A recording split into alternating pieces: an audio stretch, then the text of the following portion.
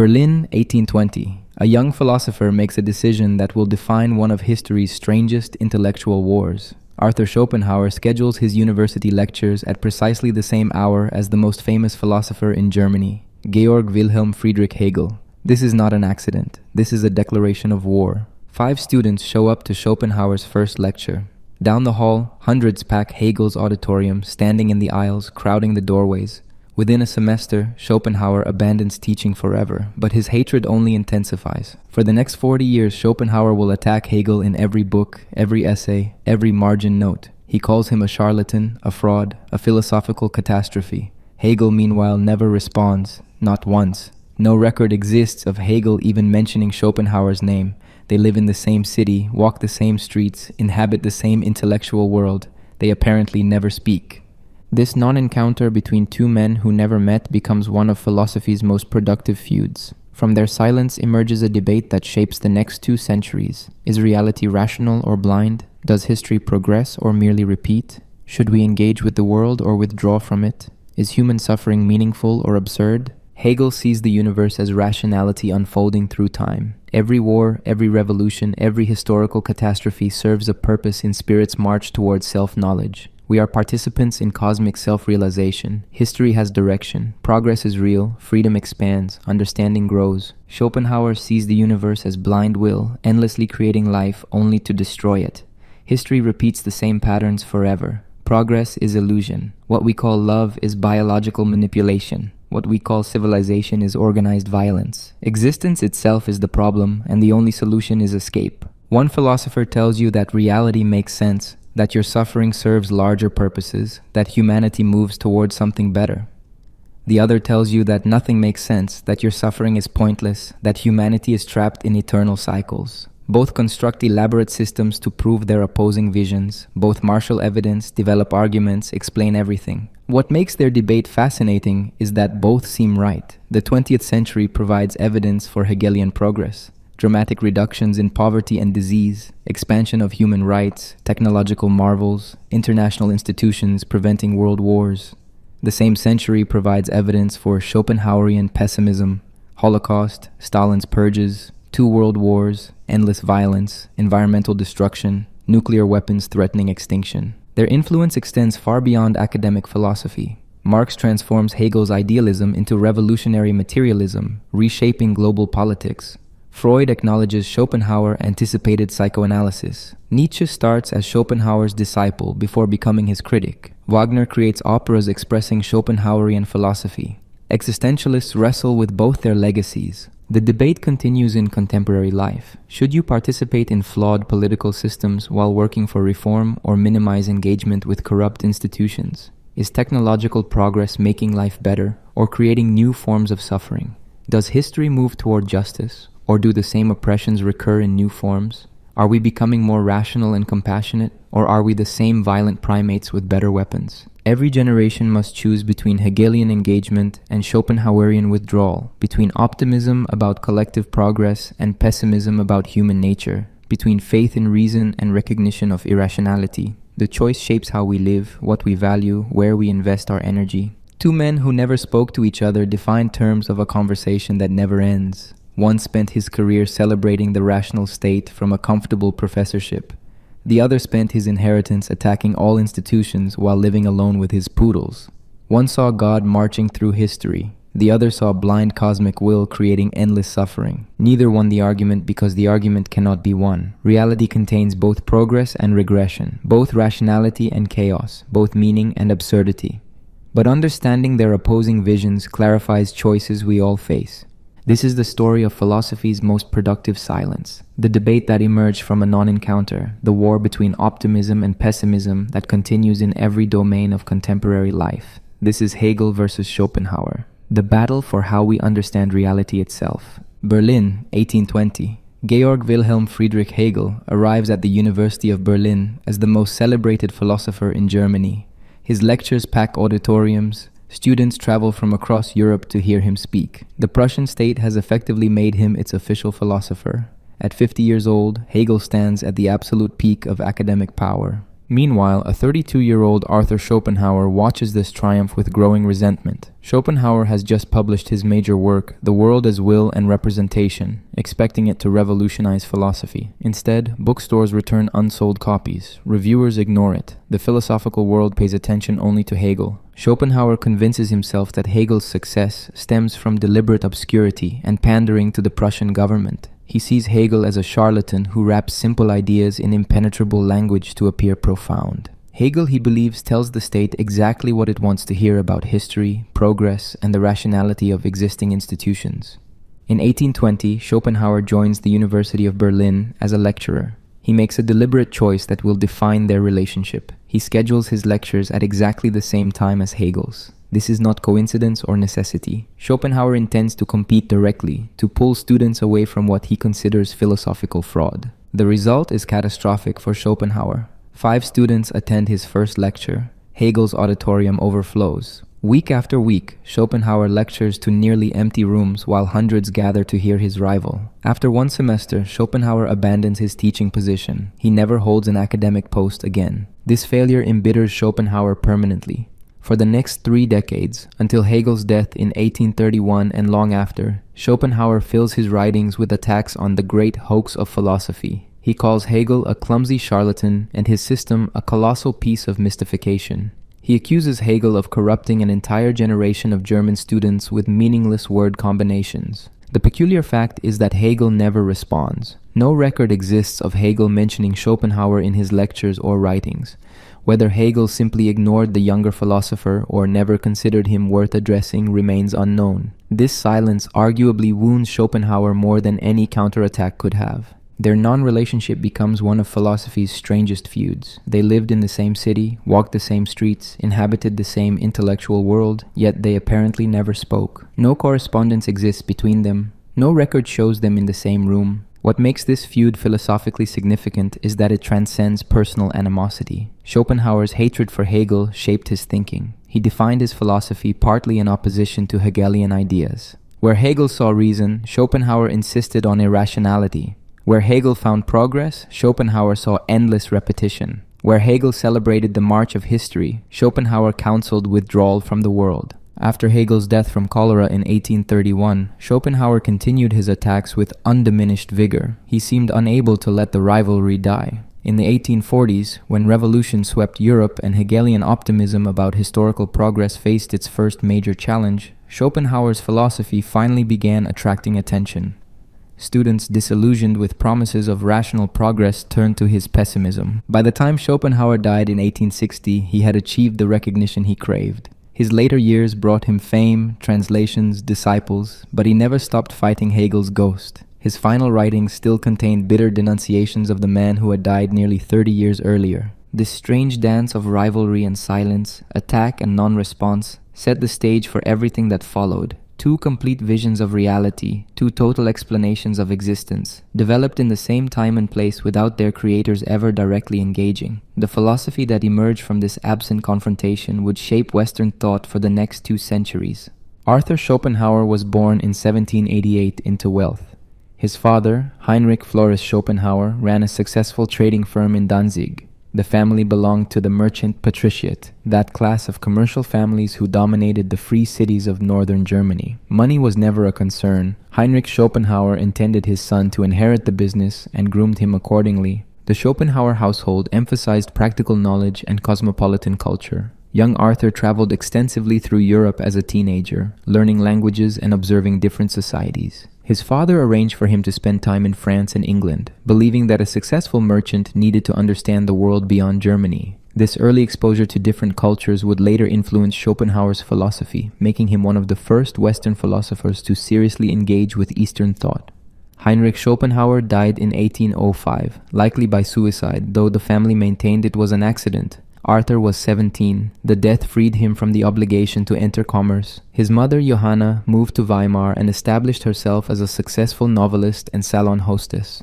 She had little patience for her moody, difficult son. Their relationship deteriorated into mutual contempt. Johanna once told Arthur that his philosophical writings would be forgotten, while her novels would endure. History proved her exactly wrong. The inheritance from his father made Arthur financially independent for life. He never needed to work, never had to please university administrators or publish to secure a position. This freedom shaped everything. Schopenhauer could write exactly what he thought without concern for career consequences. He could spend years perfecting his major work. He could afford to schedule lectures opposite Hegel's and fail without financial ruin. Hegel's childhood offered no such advantages.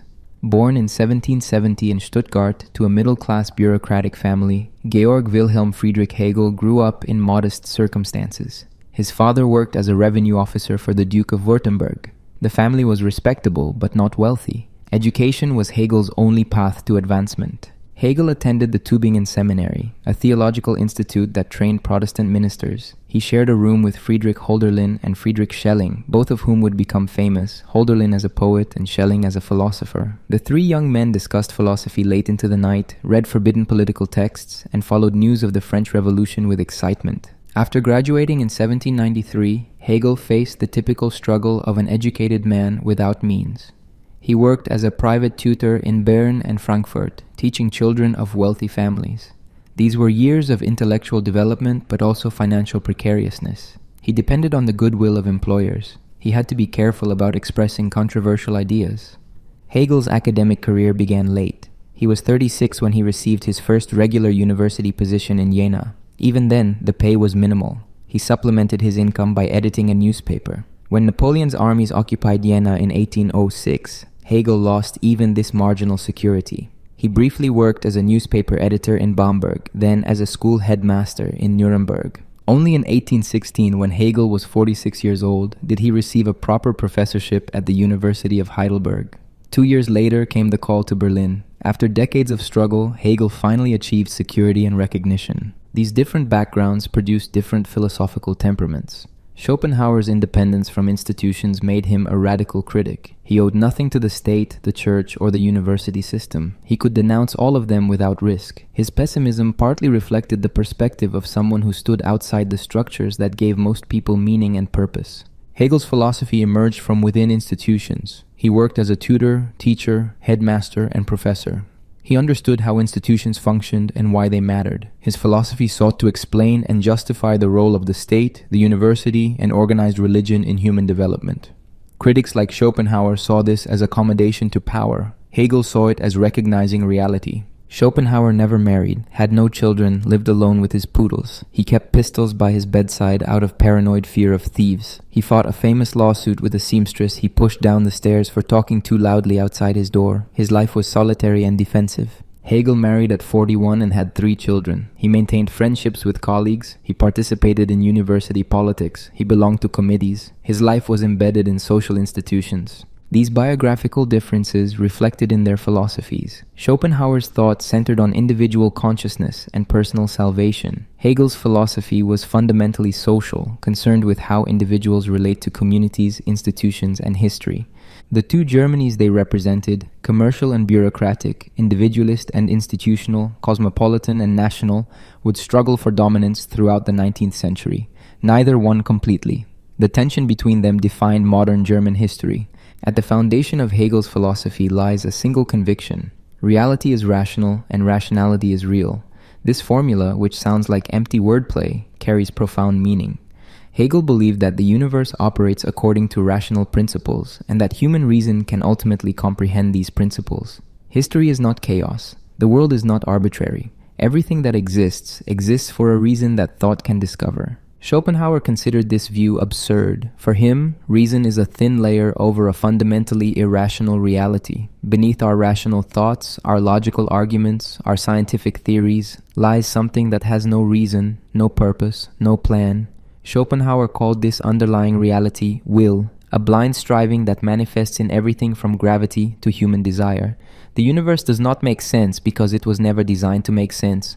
Hegel saw history moving towards something. Each era develops ideas and institutions that previous eras could not have produced. Ancient Greece created democracy and philosophy. Medieval Europe synthesized Christianity with classical learning. The modern world was developing new forms of freedom and rationality. This progression was not arbitrary. Each stage necessarily led to the next. History had a direction. Schopenhauer rejected this narrative completely. History, in his view, simply repeats the same patterns. Kingdoms rise and fall, wars erupt for the same reasons they always have. Human beings pursue the same desires generation after generation. The details change, the costumes and technologies vary, but the fundamental drama remains identical.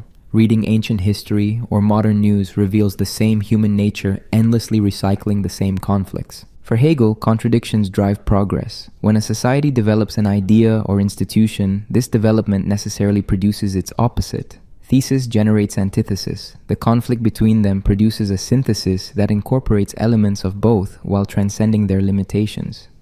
This dialectical movement propels history forward. Slavery produces the idea of freedom. The abstract freedom of early modernity produces demands for concrete social freedom. Each contradiction resolved creates new contradictions at a higher level. Schopenhauer saw no such progression. Contradictions simply exist. They do not resolve into higher unities. Life contradicts itself because the will is fundamentally divided against itself. The lion's will to live requires the antelope's death. My happiness often requires your suffering. These contradictions are permanent features of existence, not problems that history will solve. Hegel believed that spirit, the rational principle underlying reality, gradually comes to know itself through human history. When we do philosophy, when we create art, when we build institutions, spirit is using us to understand itself. We are not separate from this cosmic process. We are how the universe becomes conscious of itself. This makes human existence profoundly meaningful. We participate in something far greater than our individual lives. Schopenhauer found this idea ridiculous and arrogant. We are not participants in cosmic self-realization. We are temporary manifestations of a blind will that has no self to realize. The universe is not trying to understand anything. It is simply happening, endlessly producing individuals who suffer and die for no purpose whatsoever.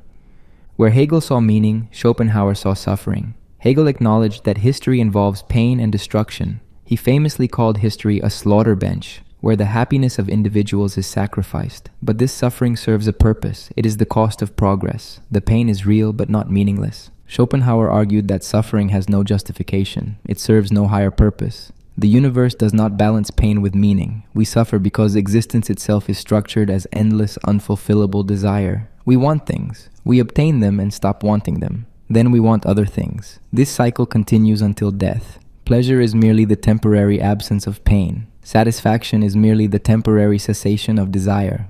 Hegel's philosophy offered hope. The world was becoming more rational, more free, more humane. Wars and revolutions might be necessary stages in this development, but they led somewhere better. Understanding this process could help people work with history rather than against it. Schopenhauer's philosophy offered only resignation or escape. Since the world could not be fundamentally improved, the wise person either accepted suffering with equanimity or sought to minimize their engagement with the will. This meant reducing desires, cultivating detachment, and recognizing that individual existence was ultimately unimportant. For Hegel, the goal was to align oneself with historical development, to participate consciously in the march of reason through the world. For Schopenhauer, the goal was to withdraw from the world's struggles as much as possible, to see through the illusions that keep us attached to life. These opposing temperaments shaped how they approached every philosophical question. One looked at the world and saw potential being realized. The other looked at the same world and saw pointless striving. One found reasons for optimism in historical change. The other found only more evidence for pessimism. Neither position was simply a matter of personality, though personality certainly played a role. Both philosophers constructed elaborate metaphysical systems to justify their perspectives. They marshaled evidence, developed arguments, and tried to show that their view captured something essential about reality that the other missed. The question of whether reality is fundamentally rational or irrational, progressive or cyclical, meaningful or absurd, remains unresolved. The debate Hegel and Schopenhauer began continues in different forms. Every generation must choose, explicitly or implicitly, which vision of existence seems more accurate. Hegel's lectures on the philosophy of history began with a bold claim. World history is the progress of the consciousness of freedom. This was not merely a description. Hegel argued that history actually moves toward greater freedom through a necessary process. Understanding this process required understanding how spirit operates in time. Spirit, for Hegel, was not some mystical entity separate from human beings. It was the totality of human culture, thought, and institutions developing across time. When Hegel spoke of spirit becoming conscious of itself, he meant humanity gradually understanding its own nature and potential. Ancient Oriental civilizations, in Hegel's analysis, knew that one person was free, the despot. Everyone else was a subject without rights. Greek and Roman civilizations expanded this. They knew that some people were free, citizens, but this freedom excluded slaves, women, and foreigners. The Germanic world, by which Hegel meant Christian Europe, had arrived at the understanding that all humans are free. This did not mean everyone actually enjoyed freedom, but the principle had been established. Each stage necessarily grew from the previous one. The limitations of each system created contradictions that forced development to the next stage. Despotism's arbitrariness created instability that made the Greek polis possible. The polis's exclusions created tensions that led to Roman universalism. Roman collapse made space for Christianity's spiritual equality. Schopenhauer found this narrative fundamentally dishonest. History showed no such progression. Slavery existed in Hegel's own time. Wars continued unabated. The masses lived in poverty and ignorance. Calling this progress toward freedom required ignoring most of human experience. More fundamentally, Schopenhauer argued that history could not progress because human nature does not change. The same drives that motivated ancient people motivate modern ones. The will to life operates identically in all times and places. Technologies change, political forms vary, but the underlying reality of existence remains constant. Hegel anticipated this objection. He distinguished between the repetitive aspects of nature and the developmental character of spirit. Nature does cycle endlessly. Spring follows winter, animals are born and die, the same patterns repeat. But human culture accumulates knowledge. Each generation inherits what previous generations discovered. This creates genuine novelty. Schopenhauer countered that this accumulation is superficial. We know more facts than ancient people, but we are not wiser. We have better technology, but we are not happier. Knowledge grows, but understanding does not. We still fight wars, exploit each other, chase pleasures that do not satisfy. The fundamental human situation remains unchanged. For Hegel, great individuals played crucial roles in historical development. Napoleon, whom Hegel saw riding through Jena in 1806, was a world historical individual. Such people did not simply pursue personal goals, they unconsciously advanced spirit's development. Napoleon's conquests spread revolutionary ideals across Europe, destroying feudal structures and making modern rationality possible. He served purposes larger than his own ambitions. Schopenhauer rejected the category of world historical individuals entirely. Napoleon was simply a more successful manifestation of the will to power that drives all human beings. His conquests brought no genuine progress. They rearranged political boundaries and caused immense suffering. After Napoleon's fall, the same old patterns reasserted themselves. Nothing fundamental changed. Hegel's dialectical method saw history as a series of contradictions that resolve into higher syntheses. Feudalism contradicted itself through its own development, producing the French Revolution. The Revolution's abstractions contradicted concrete human needs, producing Napoleon. Napoleon's empire contradicted national aspirations, producing the wars of liberation. Each contradiction contained the seeds of its own resolution. Schopenhauer saw only the contradiction without the resolution. Each historical form contains inherent conflicts. These conflicts destroy the form eventually. Something else arises, then it too reveals internal contradictions and collapses. This process continues indefinitely without moving toward any goal. The Hegelian view made history intelligible. One could understand why events happened, see their place in a larger pattern, and anticipate future developments based on present contradictions. This made history a subject for rational analysis rather than merely a collection of facts.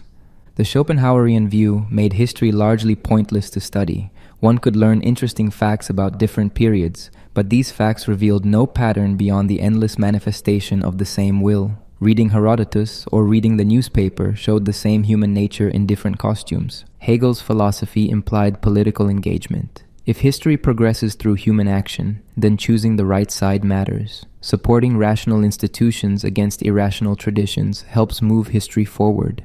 Understanding historical development provides guidance for action. Schopenhauer's philosophy implied political withdrawal. Since history goes nowhere, choosing sides in political conflicts serves no larger purpose. One faction's victory over another changes nothing essential. The wise person avoids political entanglements and seeks peace of mind despite historical chaos. These different views of historical development reflected different experiences. Hegel lived through the French Revolution and Napoleonic Wars as an adult, seeing traditional structures collapse and new forms emerge. This supported his sense of witnessing fundamental historical transformation. Schopenhauer was too young to remember pre-revolutionary Europe. For him, the revolutionary and Napoleonic period was followed by conservative restoration. The promised progress failed to materialize. This supported his sense that history ultimately changes nothing. The question remains unresolved. Does history have a direction, or does it simply repeat? Do contradictions drive development toward higher forms, or do they simply cause perpetual conflict? Is there progress in freedom or just variations on unfreedom? The evidence can support either reading depending on what one emphasizes. A child dies of disease, an earthquake buries thousands, a tyrant murders millions. How do we explain these facts? This question, known as theodicy, has challenged every optimistic philosophy. Hegel and Schopenhauer offered completely different answers. Hegel confronted evil directly in his philosophy of history. He acknowledged that history involves terrible suffering. Entire civilizations are destroyed. Innocent individuals are crushed by historical forces beyond their control. Hegel called history a slaughter bench at which the happiness of peoples, the wisdom of states, and the virtue of individuals have been sacrificed. But Hegel insisted this suffering serves a purpose. The destruction of old forms makes new forms possible. The Greek world had to die for Christianity to emerge. Feudalism had to collapse for modern freedom to develop. Individual suffering, while genuinely tragic, plays a role in collective advancement. This argument enraged Schopenhauer. The idea that individual suffering could be justified by historical progress struck him as morally obscene.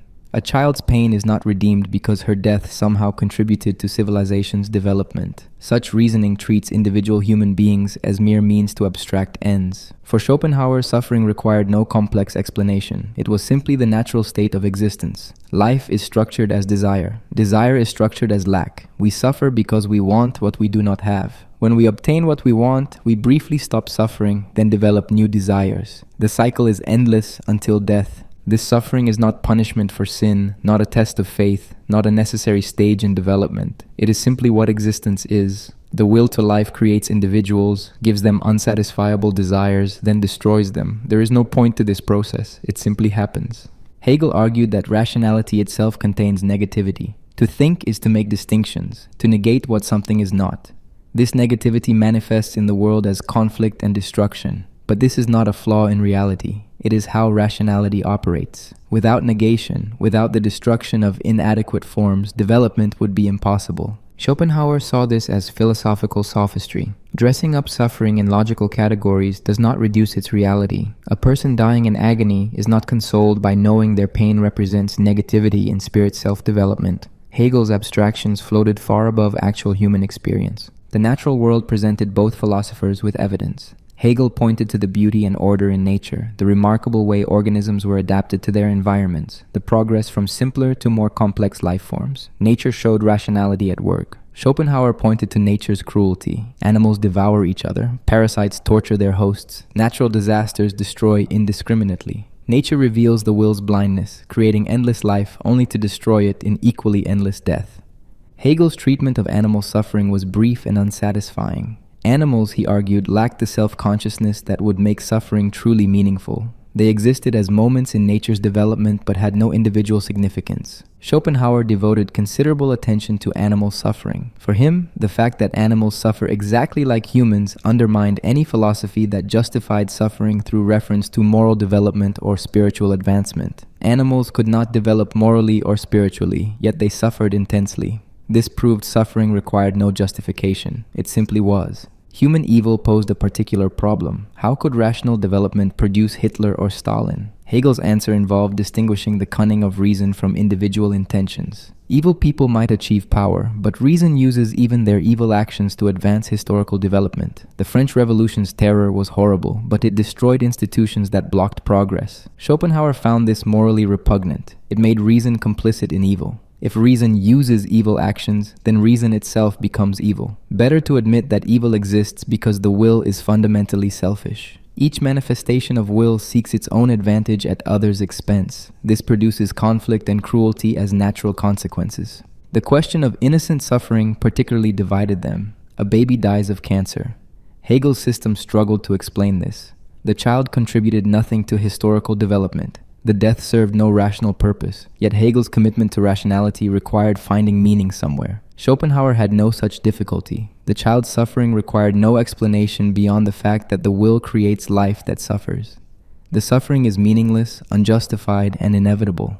Recognizing this truth is painful but honest. Hegel's philosophy implied that we should accept suffering when it serves rational development while working to eliminate suffering that does not. This required distinguishing necessary from unnecessary suffering, which proved extremely difficult in practice.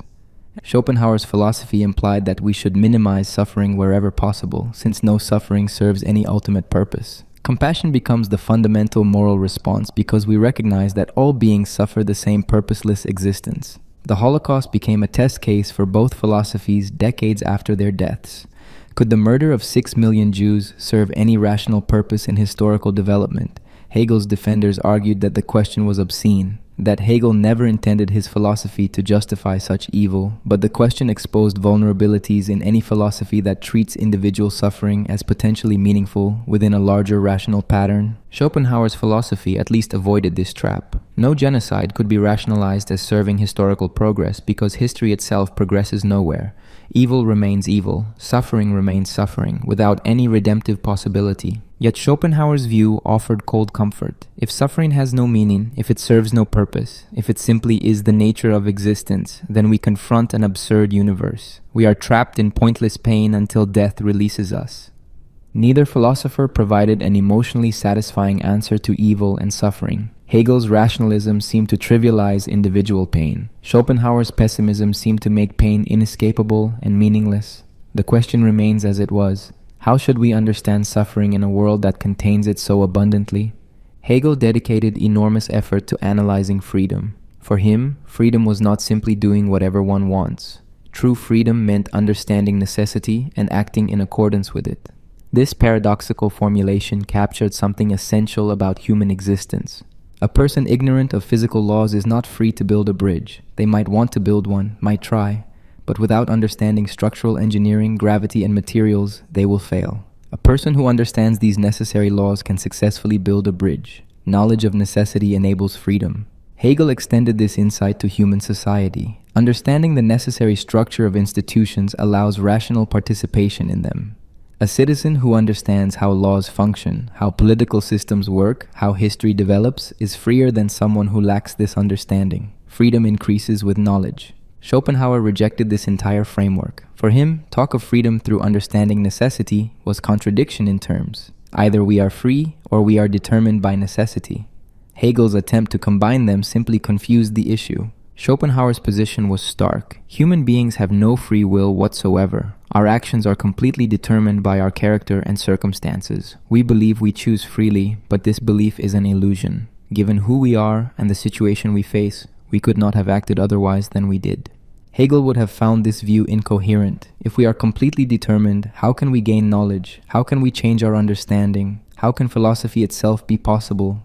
The very activity of thinking requires some freedom from determination. Schopenhauer's answer distinguished different levels of determination. Our will is determined, but our intellect can still gain knowledge. Understanding that we are determined is itself a kind of knowledge. This knowledge does not give us freedom, but it can give us peace by ending the illusion that we could have acted differently.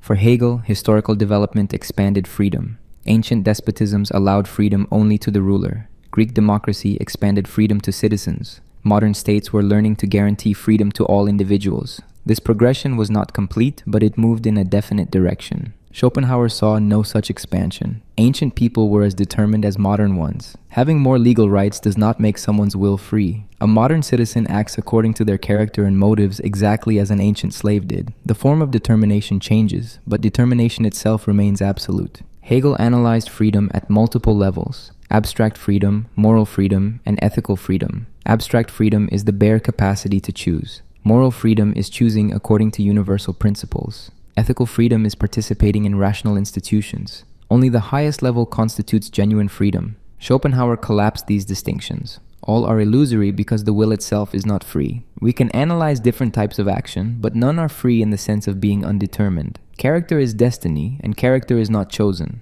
The Hegelian view made moral responsibility intelligible. We are responsible for our actions because we can understand what we ought to do and choose accordingly.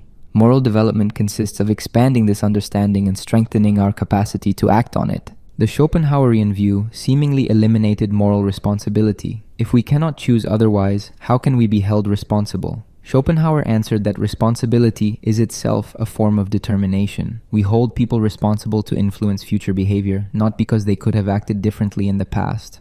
Hegel saw freedom realized in the modern state. A rational legal system guarantees individual rights while maintaining social order. Citizens participate in political life while pursuing private interests. This represents a higher form of freedom than either ancient community or abstract individualism. Schopenhauer was skeptical of all political forms. States might protect individual security better or worse, but they could not create freedom. They were arrangements of power that individuals navigated according to their unchangeable characters. Democracy was no more liberating than monarchy, just differently organized. The question of whether we are free or determined has practical consequences. Hegel's view suggests that education, social reform, and institutional development can expand human freedom.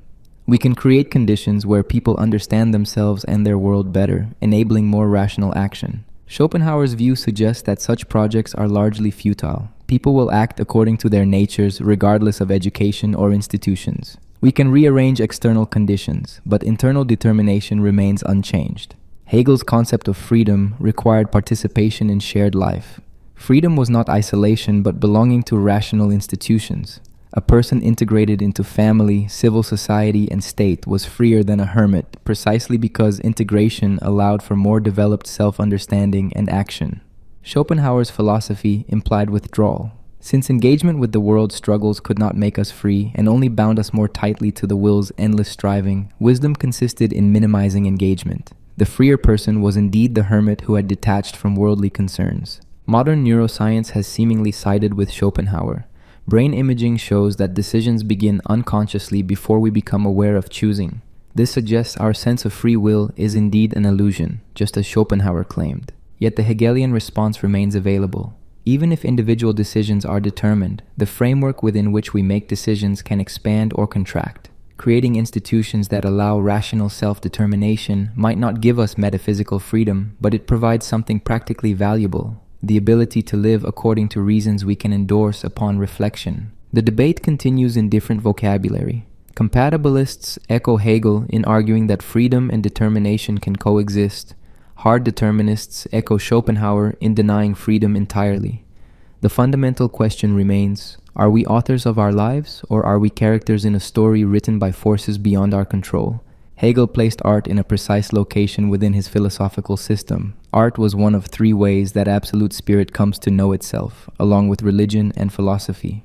These three forms represent progressive stages in spirit's self-understanding. Art, for Hegel, expresses truth through sensuous form. A sculpture, painting, or play presents ideas concretely rather than abstractly.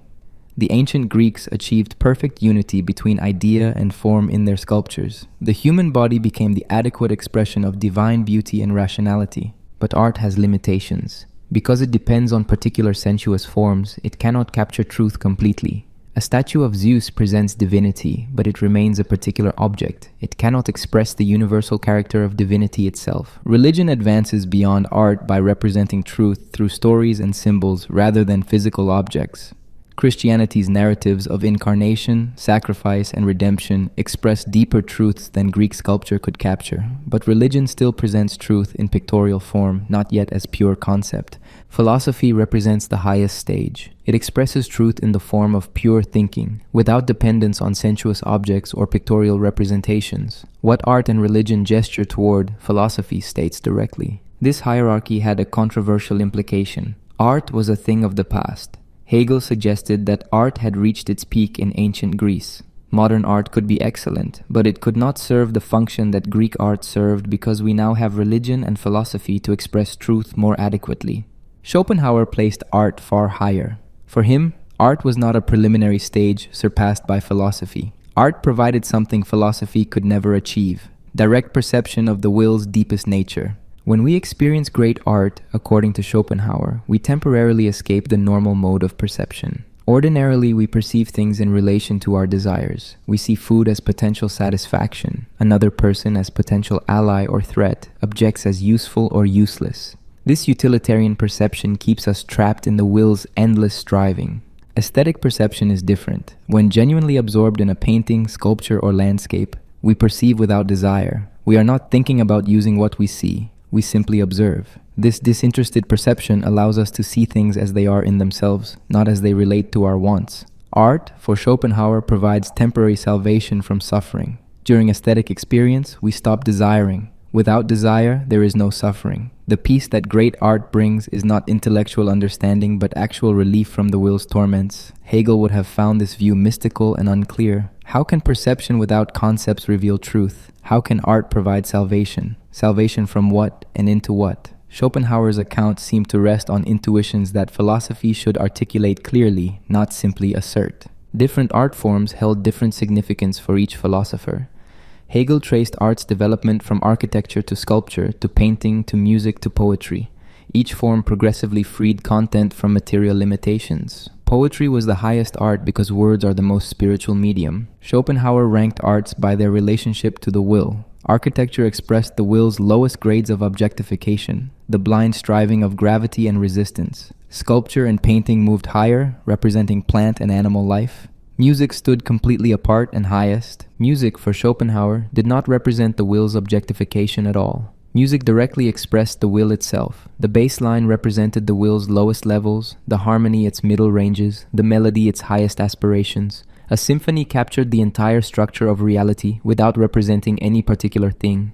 This made music profoundly significant. Hegel treated music as important, but not supremely so, one art among others in spirit self-expression. Schopenhauer treated music as metaphysically unique, a direct voice of the universe's innermost nature. Hegel's lectures on aesthetics analyzed art historically and systematically. He examined how different periods produced different art forms, how content shaped form, how artists expressed their era's spiritual situation. Art history revealed spirit's development. Schopenhauer's aesthetics focused on the psychological and metaphysical dimensions of artistic experience. He analyzed what happens in consciousness during aesthetic perception, how genius creates art, why beauty provides pleasure. Art history mattered less than the timeless possibility of aesthetic salvation. For Hegel, the artist played a significant but ultimately subordinate role.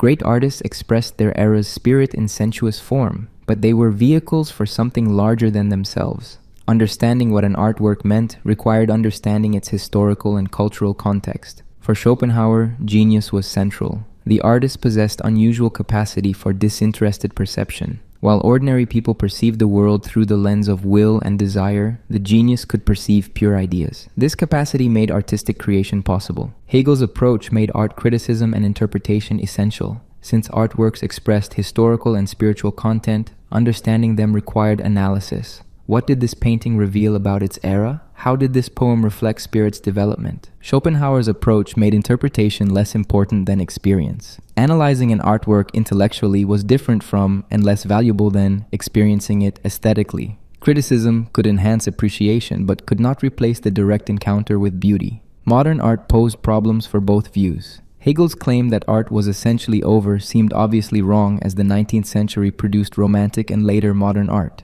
Yet his suggestion that art could no longer serve the highest spiritual functions found echoes in 20th century anxieties about art's purpose. Schopenhauer's emphasis on aesthetic disinterestedness and temporary salvation from willing captured something genuine about artistic experience. Many people do feel that great art offers relief from ordinary concerns, but whether this counts as genuine salvation or merely pleasant distraction remains questionable. The question of art's purpose continues. Is art primarily cognitive, teaching us about reality through sensuous form? Is it primarily experiential, providing unique modes of perception and feeling? Is it historical, expressing particular eras and cultures? Is it universal, accessing timeless truths? Hegel and Schopenhauer answered these questions completely differently, and we still wrestle with the answers. Schopenhauer devoted extensive analysis to romantic love, and his conclusions were bleak. When a man finds a woman irresistibly attractive, when a woman feels drawn to a particular man, when two people experience overwhelming passion, what is really happening? Not what the lovers believe. The will to life seeks to perpetuate itself. It does this through reproduction.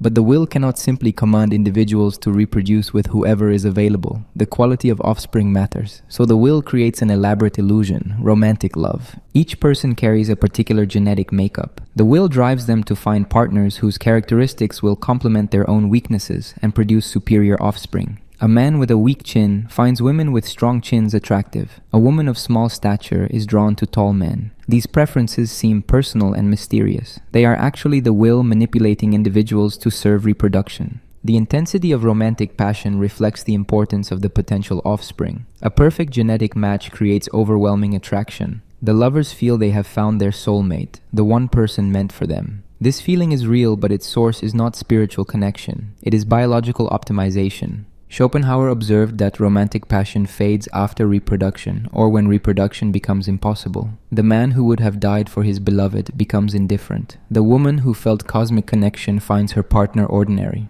This was not deception on anyone's part. The will simply no longer needs to maintain the illusion once its purpose is served. Marriage, in this analysis, serves the species rather than individuals. Two people marry believing they will find happiness together.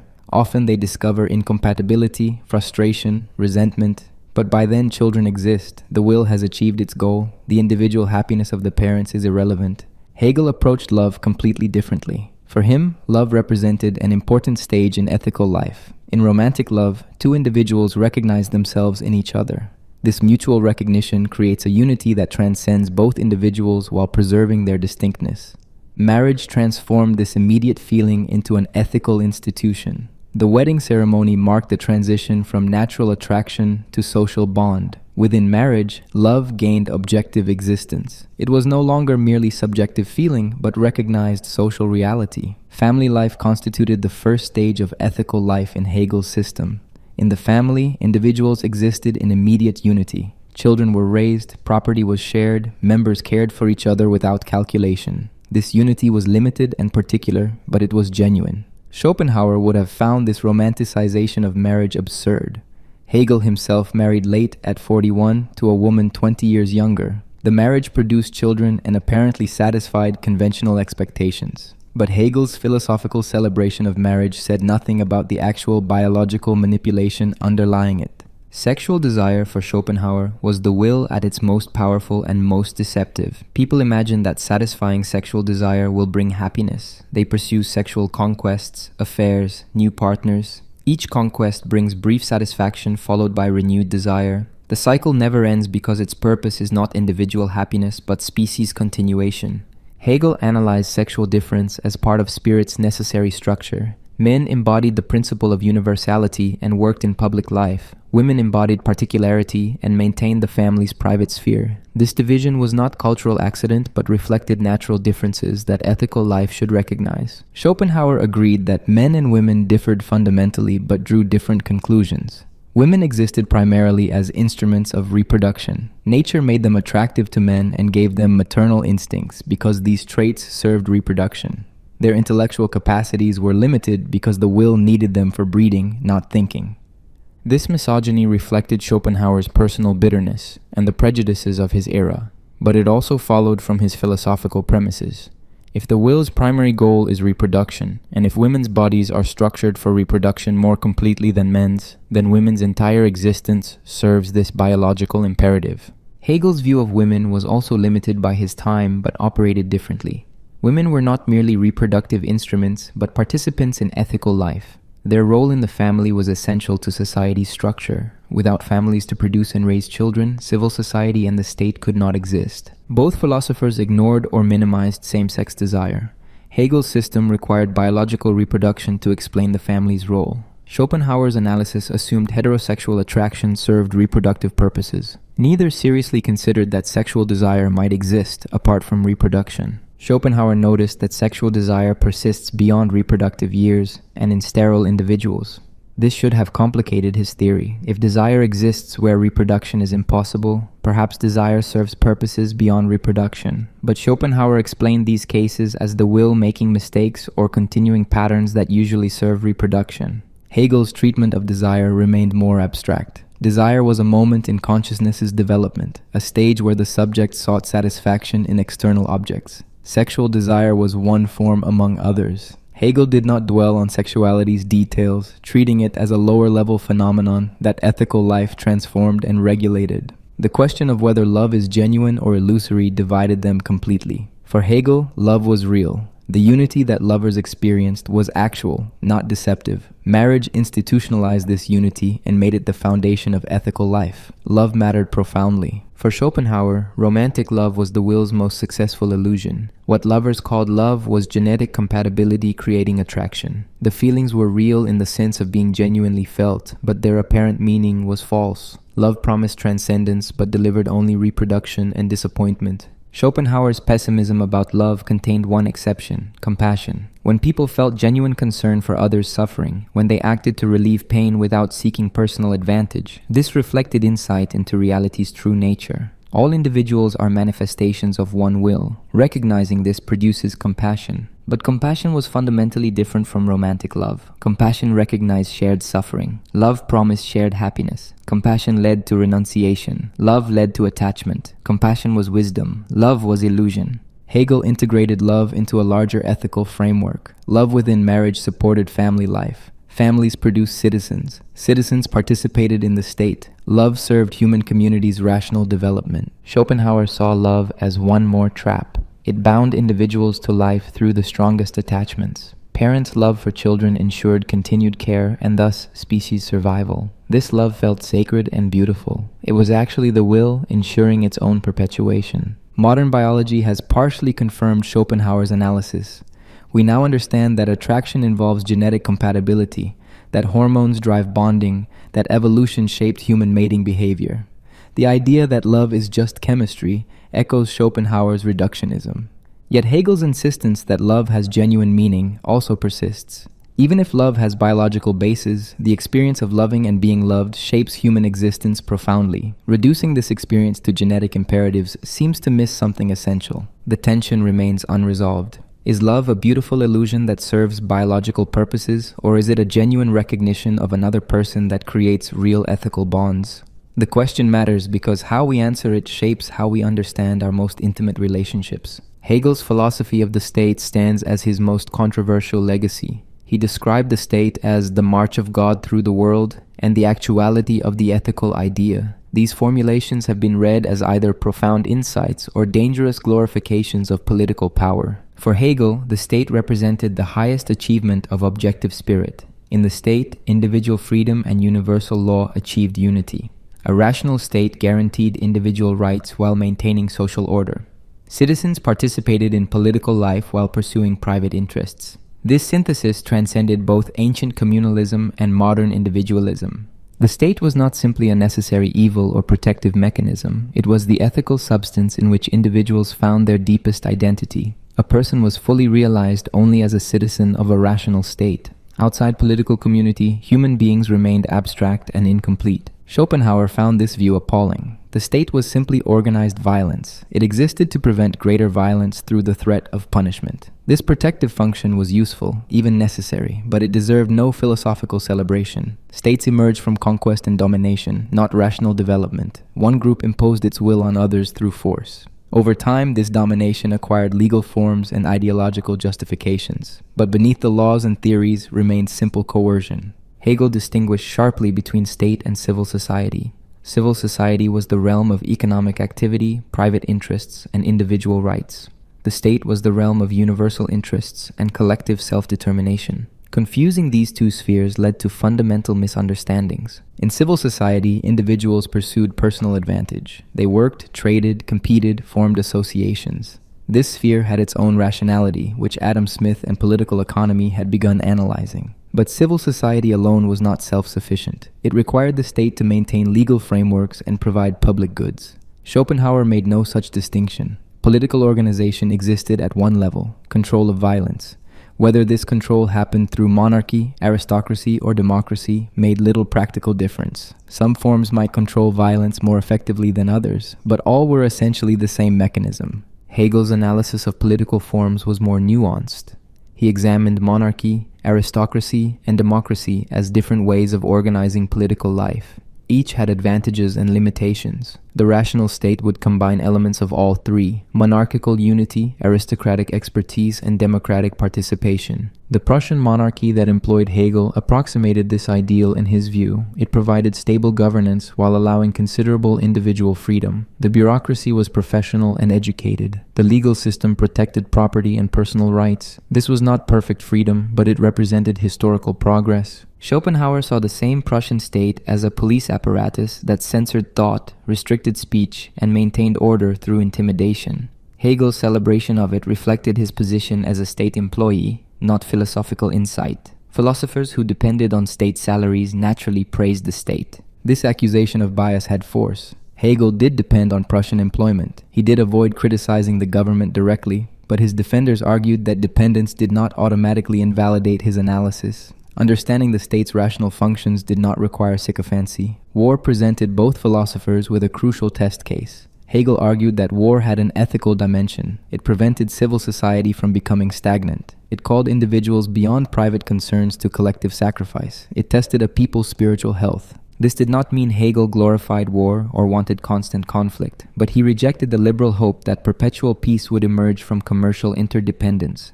States would continue to conflict because each state represented a particular moment in spirit's development. These particularities inevitably clashed. Schopenhauer saw war as pure evil. It demonstrated the will's blindness and cruelty on a massive scale. Thousands died for no purpose beyond the ambitions of rulers and the collective egoism of nations. Any philosophy that found ethical significance in such slaughter was morally bankrupt. The question of revolution divided them sharply. Hegel lived through the French Revolution and witnessed its transformation from liberation to terror to dictatorship. This experience shaped his mature political philosophy. Revolution might be historically necessary at certain moments, but it was not a permanent principle.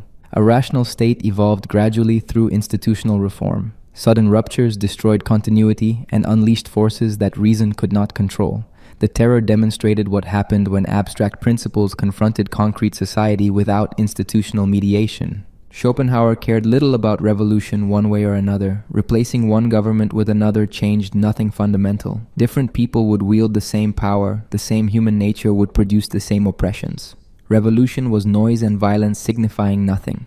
Rights played different roles in their systems. For Hegel, rights were products of historical development. Ancient people had different rights than modern people because they lived in different ethical frameworks. Rights emerged through institutions and required institutions to enforce them. Schopenhauer was skeptical of rights talk entirely. Rights were claims backed by force. People had rights when the state was strong enough to protect those claims. Without enforcement, rights were empty words. The powerful never respected rights unless compelled to do so. Hegel's state guaranteed private property because property was essential to personality's objective expression. A person became real to themselves and others through owning things. Property rights were not merely utilitarian but constitutive of free personality. Schopenhauer agreed that property should be protected, but for simpler reasons. People naturally resented having their possessions taken. The state prevented this resentment from causing violence. Property rights were useful fictions, not deep truths about personality. Democracy posed problems for both. Hegel worried that pure democracy dissolved into mob rule. Without institutional complexity and constitutional limits, popular sovereignty became destructive. The masses lacked the education and perspective for wise governance. Schopenhauer dismissed democracy as mediocrity enthroned. The average person was ignorant and driven by base desires. Giving them political power simply guaranteed that ignorance and baseness would shape policy. Aristocracy at least gave power to educated elites, though they were no less self-interested. Both philosophers wrote before mass democracy became reality. They could not anticipate 20th century democratic systems with universal suffrage, welfare states, and mass political parties. Their criticisms seem prescient in some ways, dated in others. Modern readers often recoil from Hegel's state worship. After 20th century totalitarianism, celebrating the state as God's march through the world sounds ominous. Defenders argue that Hegel meant something specific by state, not the total state of fascism or communism. Schopenhauer's cynicism about politics appeals to contemporary skepticism. We recognize that states often act from interest rather than principle, that propaganda masks domination, that noble political language conceals ignoble motives.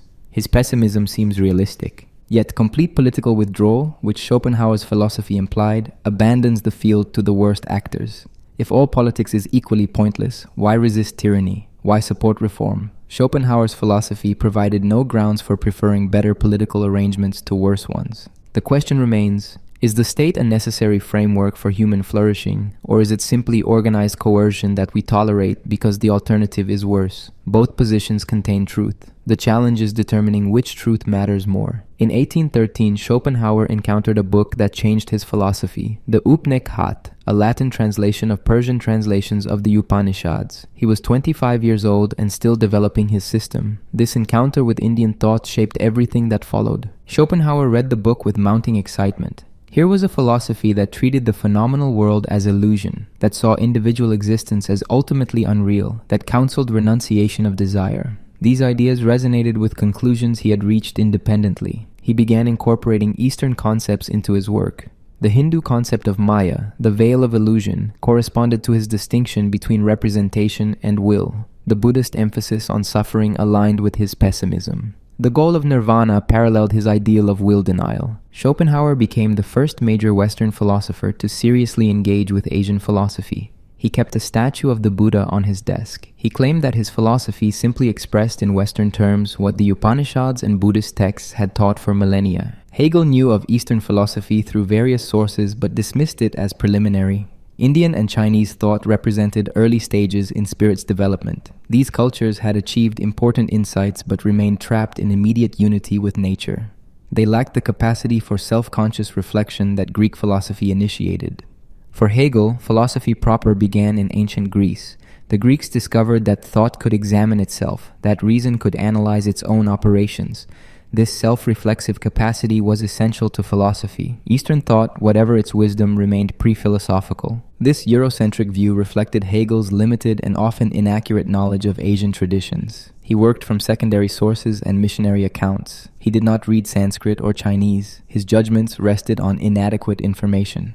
Schopenhauer's engagement was also limited. He read translations, not original texts. He interpreted Eastern ideas through his own philosophical framework, often distorting them. But at least he took these traditions seriously as philosophy, rather than dismissing them as primitive. The concept of suffering was central to Schopenhauer's appropriation of Buddhism. Buddhism's first noble truth states that existence is suffering. Schopenhauer read this as confirming his analysis of life as endless unsatisfied desire. Birth, aging, sickness, and death all involved suffering. Desire itself was suffering. But Schopenhauer missed important aspects of Buddhist thought. Buddhism offered a path to end suffering through ethical practice, meditation, and wisdom. It was not simply philosophical pessimism, but a practical program. Schopenhauer focused on the diagnosis while largely ignoring the cure. Hegel's criticism of Eastern thought emphasized its ahistorical character. Indian philosophy treated time as illusion and history as meaningless cycles. Chinese thought emphasized timeless harmony and balance. Neither tradition developed the sense of historical development that Hegel considered essential. This criticism had force.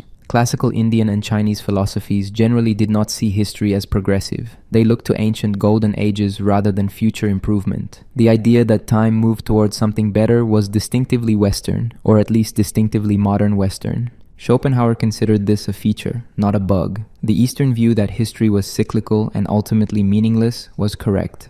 Western obsession with progress and development reflected the will's delusions. Eastern wisdom saw through these illusions to recognize existence's fundamental character. The practical implications differed sharply. Buddhism recommended the Eightfold Path: right view, right intention, right speech, right action, right livelihood, right effort, right mindfulness, right concentration. This was a detailed program of ethical and spiritual development. Schopenhauer's philosophy offered two alternatives: aesthetic contemplation, which provided temporary relief, and ascetic denial of the will, which few could achieve. He admired Christian and Buddhist ascetics who renounced worldly pleasures, but he provided little practical guidance for ordinary people. Hegel's philosophy demanded active engagement with social institutions. Understanding spirit's development meant participating in it. One should contribute to family, civil society, and state. Withdrawal was not wisdom but abdication of responsibility. The concept of the self divided them.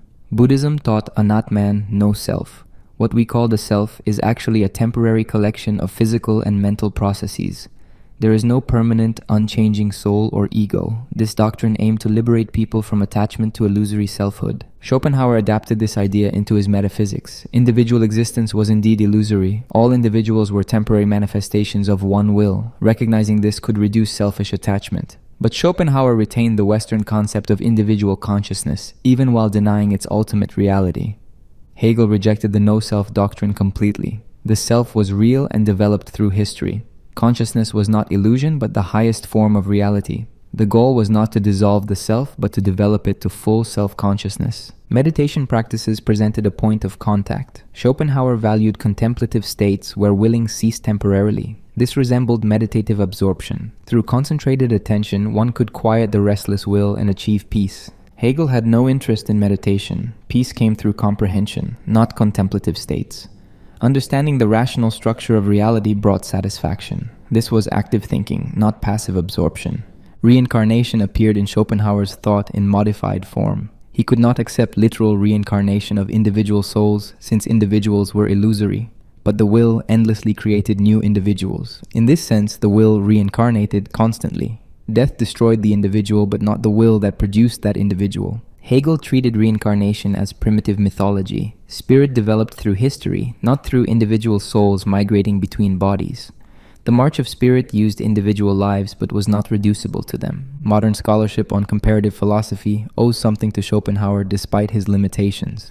He demonstrated that Western philosophers could learn from Eastern traditions. He showed that fundamental questions about suffering, desire, and existence received different answers in different cultures. Hegel's universal history had no place for such learning. Spirit moved from east to west, from China and India through Persia and Greece to Christian Europe. This movement was one-directional. The East represented spirit's childhood, interesting historically but offering nothing to mature European philosophy. Both approaches contained problems. Schopenhauer's appropriation of Eastern ideas sometimes distorted them to fit his system.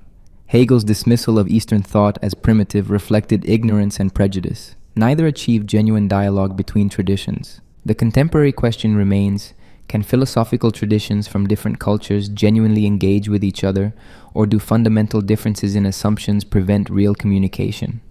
Schopenhauer and Hegel gave opposite answers, and we still struggle with the question they raised. Hegel's relationship with Christianity was complex and controversial. He grew up Lutheran, studied theology, and maintained throughout his life that his philosophy expressed Christian truth in conceptual form. Critics accused him of reducing God to an abstract principle and eliminating anything genuinely religious from Christianity.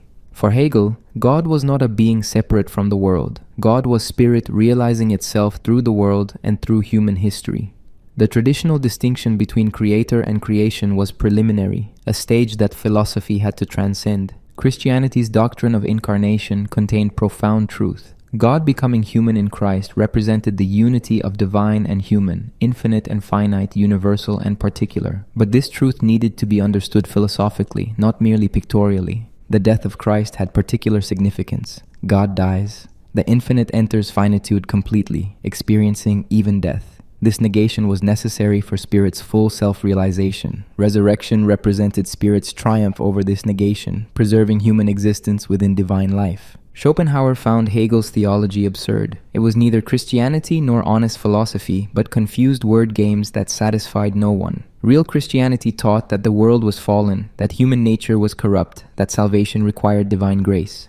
Hegel eliminated all this for comfortable abstractions. Schopenhauer's own view was straightforwardly atheistic. No God existed in any traditional sense. The universe was will, a blind force without intelligence or purpose. Calling the will God would be meaningless. The will was more like what traditional religion called the devil, a malevolent force creating suffering. Yet Schopenhauer found profound truth in religious asceticism.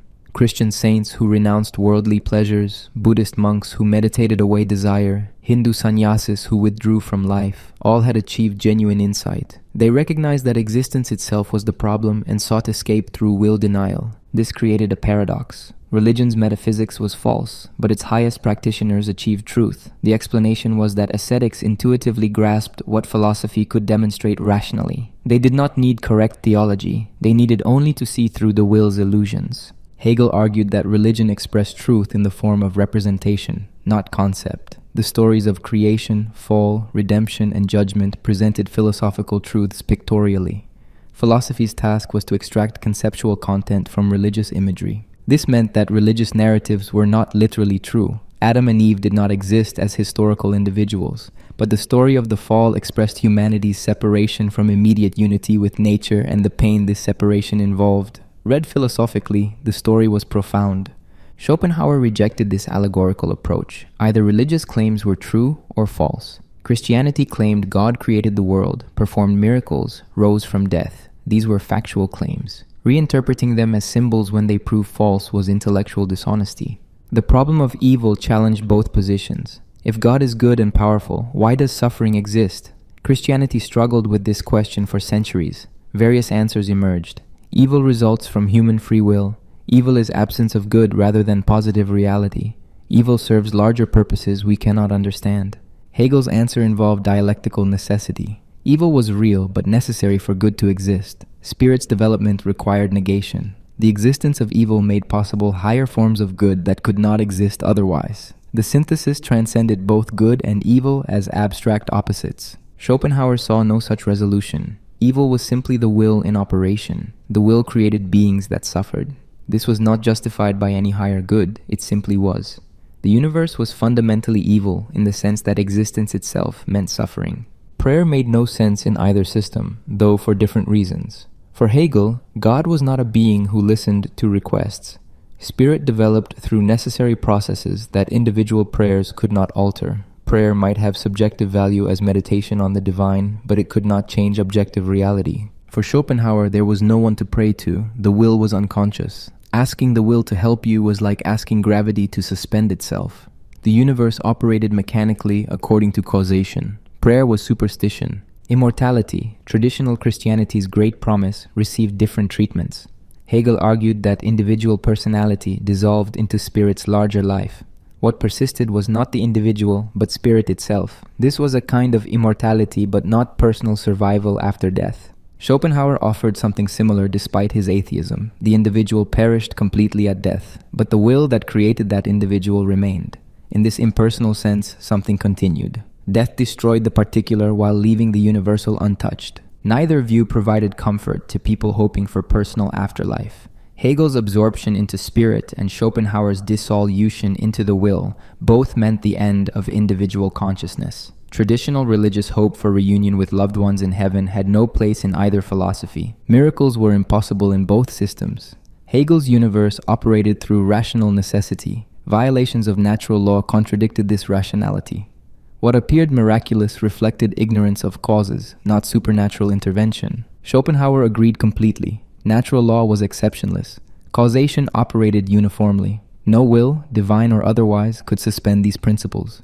Miracle stories reflected primitive misunderstanding of natural phenomena. The question of faith versus knowledge divided them. Hegel argued that faith was preliminary. It accepted truth on authority without understanding. Philosophy transformed faith into knowledge by comprehending what faith merely believed. This was not rejection of religious content, but its elevation. Schopenhauer saw no such progression. Faith was simply belief without evidence. Philosophy required evidence and argument. Religion and philosophy were fundamentally different enterprises. Pretending to reconcile them, as Hegel attempted, corrupted both. Modern theology has struggled with Hegel's legacy.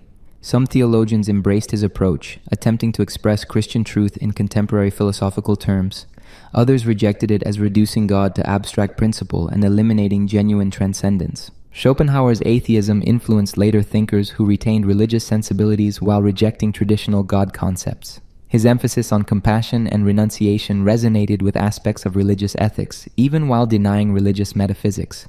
The fundamental question remains: is religion essentially truth expressed symbolically, waiting to be translated into philosophical concepts? Or is it fundamentally different from philosophy, requiring faith rather than reason? Hegel and Schopenhauer disagreed completely, and religious thinkers still wrestle with their opposing answers. Schopenhauer attended concerts regularly. He played the flute. Music held a unique place in his emotional and philosophical life. When he analyzed the arts systematically, he placed music in a category entirely separate from all others. Architecture, sculpture, painting, and poetry all represented ideas.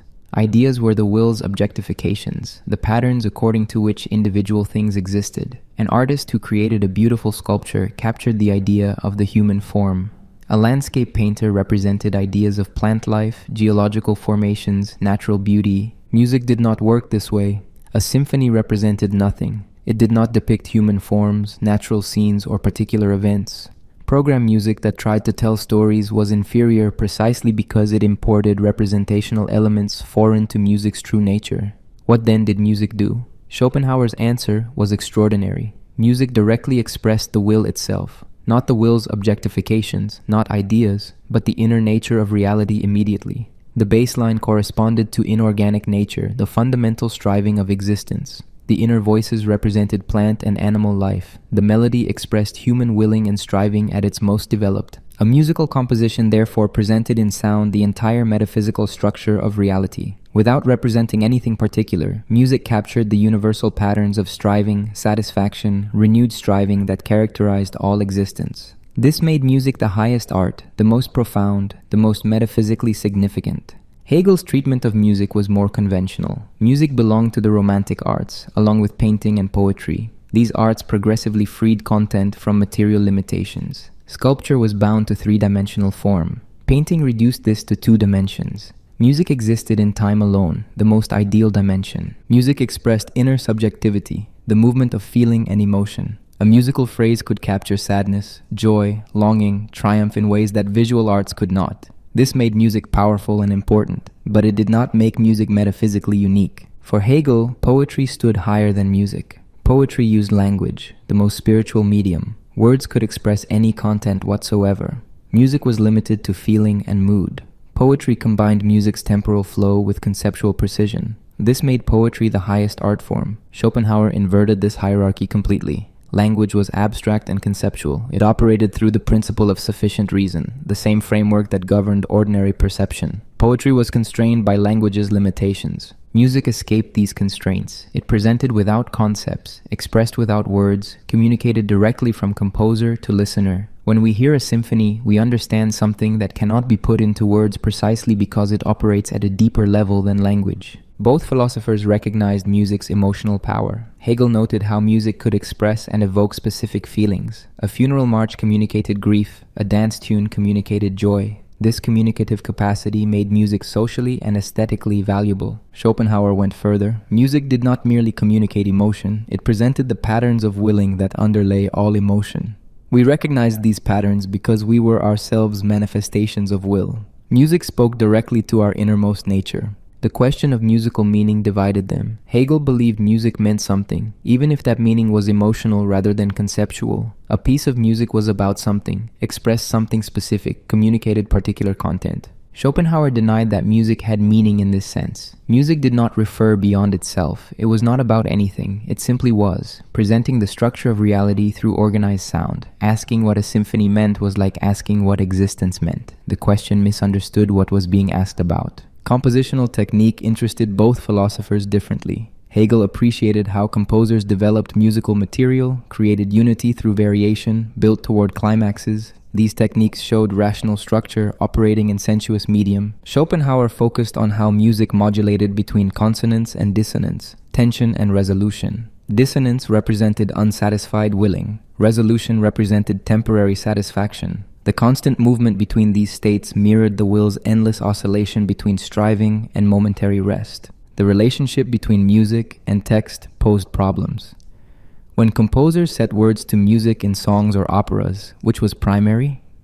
Hegel argued that in the highest vocal music, words and music achieved perfect unity. Neither dominated. Together, they created something impossible for either alone. Schopenhauer maintained that adding words to music was always a compromise. Pure instrumental music was superior precisely because it avoided the limitations of language. When music accompanied text, the music either overwhelmed the words or was constrained by them. True music needed no words. Beethoven presented both philosophers with a challenging case, though neither wrote extensively about him. Beethoven's instrumental works, especially the late string quartets and symphonies, pushed music towards something unprecedented. The music seemed to express thought itself, to present arguments and developments without words. For Schopenhauer's theory, Beethoven was ideal. Here was music that clearly communicated profound content while representing nothing, using no words, depicting no scenes. It simply existed as pure musical structure, yet it moved listeners deeply. For Hegel's theory, Beethoven was more complicated. This music exceeded mere expression of emotion. It seemed to think, to develop ideas musically. Perhaps music could approach conceptual thought more closely than Hegel initially recognized. The question of musical universality interested both. Music seemed to communicate across cultural boundaries more easily than language-based arts. People with no common language could respond to the same music. This suggested something universal about musical communication. Hegel explained this through music's connection to universal human subjectivity. All humans experienced emotion. Music spoke to this shared capacity. Cultural differences in musical style were superficial compared to music's fundamental ability to express inner life. Schopenhauer's explanation was more radical. Music communicated universally because it expressed the will that was identical in all beings. We recognized musical patterns because we recognized our own inner nature. Music was a universal language in the strictest sense. Modern music challenged both frameworks in ways neither could anticipate. 20th century composers abandoned tonality, traditional form, and sometimes even pitched sound. How would atonality fit into Schopenhauer's system, where musical structure mirrored the will's patterns? How would Hegel's emphasis on rational development apply to aleatory music based on chance? Schopenhauer's philosophy predicted that abandoning traditional musical structure would produce bad music, since it would lose connection to the will's actual structure. Experimental music that violated basic harmonic principles could not express reality's deeper patterns. Hegel's framework was more flexible. If spirit developed, then musical forms could develop too. New forms might express aspects of subjective life that older forms could not. Atonality might represent modern consciousness's fragmentation and alienation. The neuroscience of musical perception has revealed complex processes underlying musical experience. Music activates emotion centers, memory systems, and motor planning areas. It synchronizes neural activity across brain regions. These findings neither confirm nor refute philosophical theories about music's significance, but they do show that music's power is rooted in brain structure, not merely cultural convention. This supports both Hegel's idea that music connects to universal human capacities and Schopenhauer's idea that music accesses something fundamental about our nature. The question neither philosopher adequately addressed was why music exists at all. From evolutionary perspective, music seems unnecessary. It does not directly contribute to survival or reproduction. Yet every human culture produces music. This universality requires explanation. Schopenhauer might argue that music exists because the will expresses itself at all levels. Just as birds sing and insects hum, humans make music. It is the will's nature to manifest as rhythm and tone. Hegel might argue that music exists because spirit requires multiple forms of self-expression. Alongside philosophy, religion, and visual arts, music provides another mode through which consciousness explores itself. Neither explanation is fully satisfying, but the question reveals something important. Music presents unique philosophical problems. It combines abstract formal structure with immediate emotional impact. It communicates without representing. It moves us without telling us anything. Whether music is the highest art, as Schopenhauer claimed, or one art among others, as Hegel believed, it remains philosophically puzzling. The fact that organized sound can express meaning, evoke emotion, and create beauty challenges simple theories of how art works. Schopenhauer wrote that death was the muse of philosophy. Without death, without the knowledge that we will cease to exist, philosophy might never have emerged. Animals do not philosophize because they lack death awareness. Humans philosophize because they know they will die. Death for Schopenhauer was not evil. The individual who died was merely a temporary manifestation of the will. Death destroyed the phenomenon, but not the thing in itself. The will continued, producing new individuals endlessly. From the will's perspective, nothing was lost. This offered cold comfort to individuals facing death. Knowing that the will persists does not ease the dying person's fear, but Schopenhauer argued that this fear reflected misunderstanding. We grieve not for what we actually lose, but for an illusion. Before birth, we did not exist. This non-existence caused us no suffering. After death, we return to the same non-existence. Why should it trouble us? We fear only because we wrongly identify with the individual rather than recognizing our true nature as will. Hegel's treatment of death was less direct. He analyzed death primarily in the context of spirit's development. Individual deaths occurred constantly, but spirit persisted and developed. History was littered with corpses, but this destruction enabled progress. The master-slave dialectic, one of Hegel's most famous analyses, turned on the fear of death. Two self-consciousnesses meet. Each demands recognition from the other.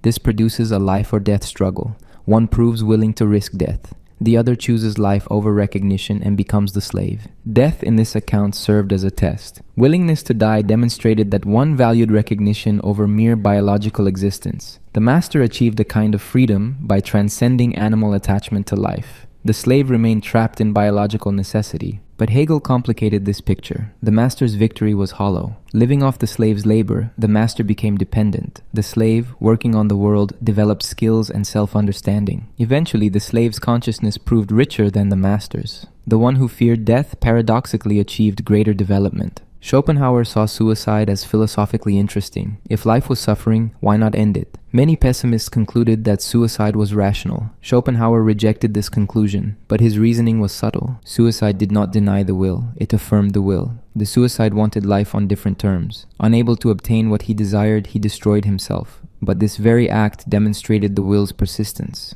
A true denial of will would not destroy the body but would renounce willing itself. The ascetic who mortified the flesh but continued living demonstrated genuine will denial. Such a person had seen through individuality, recognized the illusory nature of personal existence, and minimized willing while remaining alive. This was harder and more profound than suicide. Hegel had little to say about suicide directly, but his philosophy implied that suicide was a kind of abstract negation. It destroyed the individual without creating anything higher. Like skepticism in philosophy, suicide negated without producing determinate results.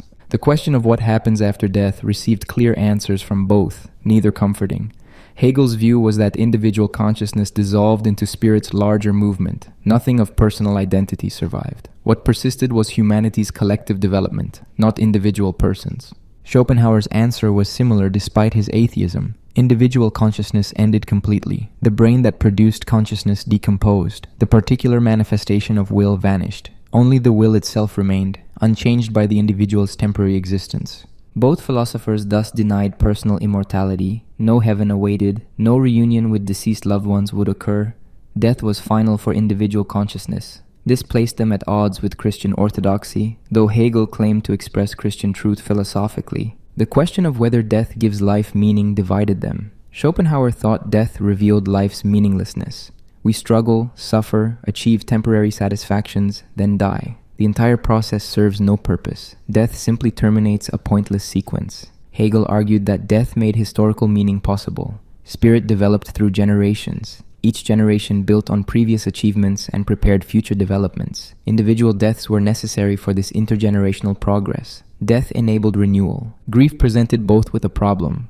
Why do we mourn if death is natural or even beneficial? Schopenhauer explained grief as the will's resistance to its own destruction.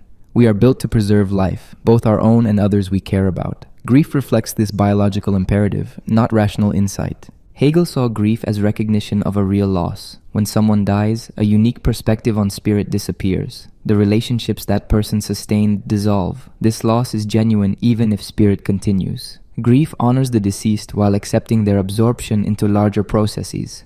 The question of dying well concerned both philosophers differently.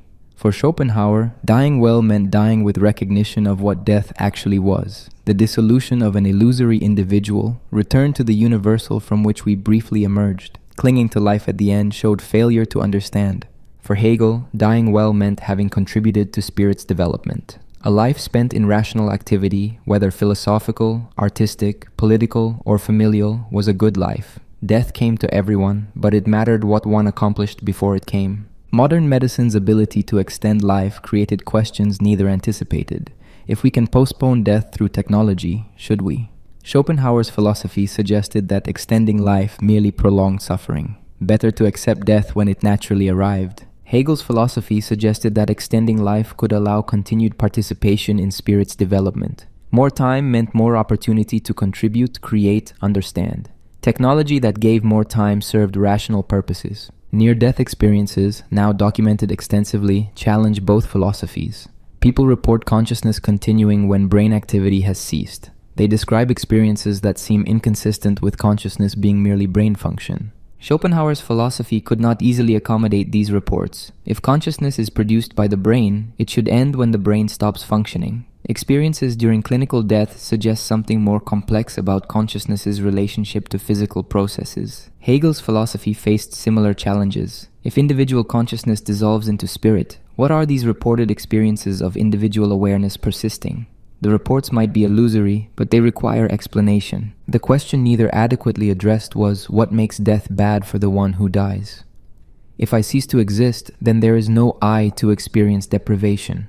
Epicurus made this argument ancient times. Death is nothing to us, since when we exist, death is not present, and when death is present, we do not exist. Both Hegel and Schopenhauer implicitly accepted this logic. Death was not bad for the deceased because the deceased no longer existed to experience badness. Death might be bad for survivors who lost relationships, but not for the dead themselves. Yet this conclusion conflicts with strong intuitions. We want to live longer. We try to avoid death. This behavior makes sense only if death deprives us of something valuable, continued life. The philosopher's conclusions seem to undermine natural and sensible attitudes toward mortality. The meaning of death remains contested. Is it simply the end of biological functioning, or does it have deeper significance? Does consciousness survive in some form, or does it end completely? Should we accept death peacefully or rage against it? Hegel and Schopenhauer offered clear answers that satisfied neither traditional religion nor common intuition. Hegel's relationship with science was complicated and often embarrassing. He criticized Newton's optics, defended outdated chemical theories, and made claims about physics that contemporary scientists found absurd. Yet he also developed an elaborate philosophy of nature that tried to comprehend scientific knowledge within his system. For Hegel, nature was spirit in its otherness. Spirit externalized itself as nature, then returned to itself through human consciousness. Understanding nature meant understanding this process of externalization and return.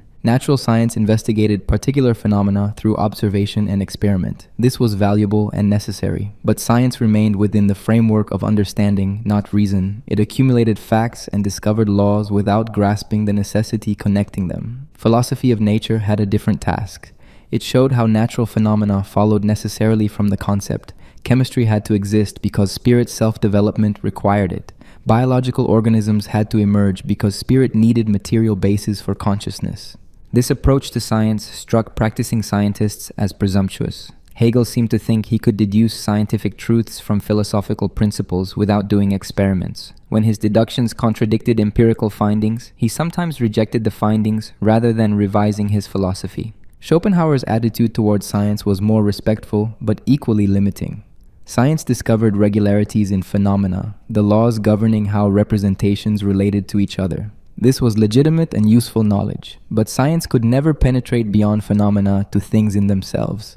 Physics, chemistry, biology, all these sciences operated within the framework of causation, space, and time. These were forms that consciousness imposed on reality, not features of reality itself. Science therefore studied appearances, not ultimate reality. Only philosophy could grasp the thing in itself, the will underlying all phenomena. Science and philosophy were complementary. Science mapped the phenomenal realm with increasing precision. Philosophy alone understood what lay beneath. Both philosophers thus subordinated science to philosophy, but differently. Hegel thought philosophy could correct and complete science by revealing necessary connections. Schopenhauer thought philosophy operated in a different domain, accessing realities that science by its nature could never reach. The question of scientific progress divided them. Hegel saw science developing dialectically. One theory revealed internal contradictions or limitations. A new theory emerged that resolved these problems while creating new ones. This process moved toward more adequate comprehension of nature. Schopenhauer saw science accumulating knowledge without fundamental progress. New discoveries expanded what we knew about phenomena but did not change the basic situation. We mapped the realm of representation in increasing detail, but this was quantitative change, not qualitative transformation. Mathematics presented both philosophers with challenges. Hegel tried to derive mathematical truths from logical principles. He argued that quantity emerged necessarily from quality, that mathematical categories followed from the structure of the concept. This led him to make bizarre claims about number and space. Schopenhauer treated mathematics more conventionally. Geometry studied space, arithmetic studied time. Both were a priori forms of intuition. Mathematical knowledge was certain because it dealt with these forms directly rather than with empirical content. Kant had explained this adequately. The relationship between philosophy and empirical science remains contested. Should philosophers defer to scientists on questions about the natural world? Or does philosophy have independent access to truths about nature that science cannot discover? Hegel's attempt to do natural philosophy from first principles mostly failed. His specific claims about physics and chemistry were wrong. Subsequent philosophy of science mostly abandoned his approach, accepting that empirical investigation, not conceptual deduction, reveals nature's structure. But Hegel's broader point retained force. Science does not merely accumulate facts. It operates with concepts, theories, and frameworks that philosophy can examine. Questions about what science is, how it works, and what it tells us about reality remain philosophical. Schopenhauer's dualism between phenomena and thing in itself also faced problems. If the will is completely inaccessible to science, how do we know anything about it? Schopenhauer claimed direct inner awareness of willing, but this seemed like thin grounds for elaborate metaphysical claims. Modern physics complicated both frameworks in ways neither anticipated. Quantum mechanics revealed that observation affects observed systems. This suggested reality might not exist independently of measurement in the way both philosophers assumed. Relativity showed that space and time were not the fixed frameworks Kant and Schopenhauer described. They curved, warped, and were affected by matter and energy. This undermined the idea that space and time were purely mental forms. Neuroscience presented particular challenges. Both philosophers grounded consciousness in something beyond physical processes. Hegel's spirit was not reducible to brain states. Schopenhauer's will was metaphysical, not biological. But neuroscience increasingly explained consciousness through neural processes. Memory, perception, emotion, and even self-awareness correlated with specific brain activity. This suggested consciousness might be entirely physical after all. The question of whether scientific knowledge is absolute or relative divided them. Hegel believed science moved toward absolute knowledge. Each scientific theory was a moment in spirit's self-comprehension. Eventually, we would achieve complete understanding. Schopenhauer was skeptical. Science's domain was inherently limited to phenomena. Within that domain, knowledge could become more accurate and comprehensive, but the fundamental limits could never be transcended. We would never scientifically understand the will. The role of mathematics in science posed questions neither fully answered. Why was nature so precisely mathematical? Why did abstract mathematical structures describe physical reality so accurately? Hegel might argue that this reflected nature's rational structure. Mathematics was logic deployed spatially and temporally. Nature followed mathematical laws because rationality structured reality. Schopenhauer had no good answer. If the will was blind and irrational, why would phenomena follow elegant mathematical patterns? The unreasonable effectiveness of mathematics and physics contradicted his metaphysics. Both philosophers wrote before Darwin's theory of evolution. This was unfortunate because evolution challenged both their systems. Hegel's teleological view of nature suggested organisms existed for purposes within spirit's development. Darwin showed that complex organisms emerged through undirected natural selection. Schopenhauer's will, manifesting at various grades of objectification, corresponded roughly to the scala naturae, the ladder of being from simple to complex organisms. Darwin showed that species were not fixed grades but constantly evolving populations. Had they encountered evolutionary theory, both would have had to revise significantly. Hegel might have incorporated evolution as how spirit actualized itself in nature.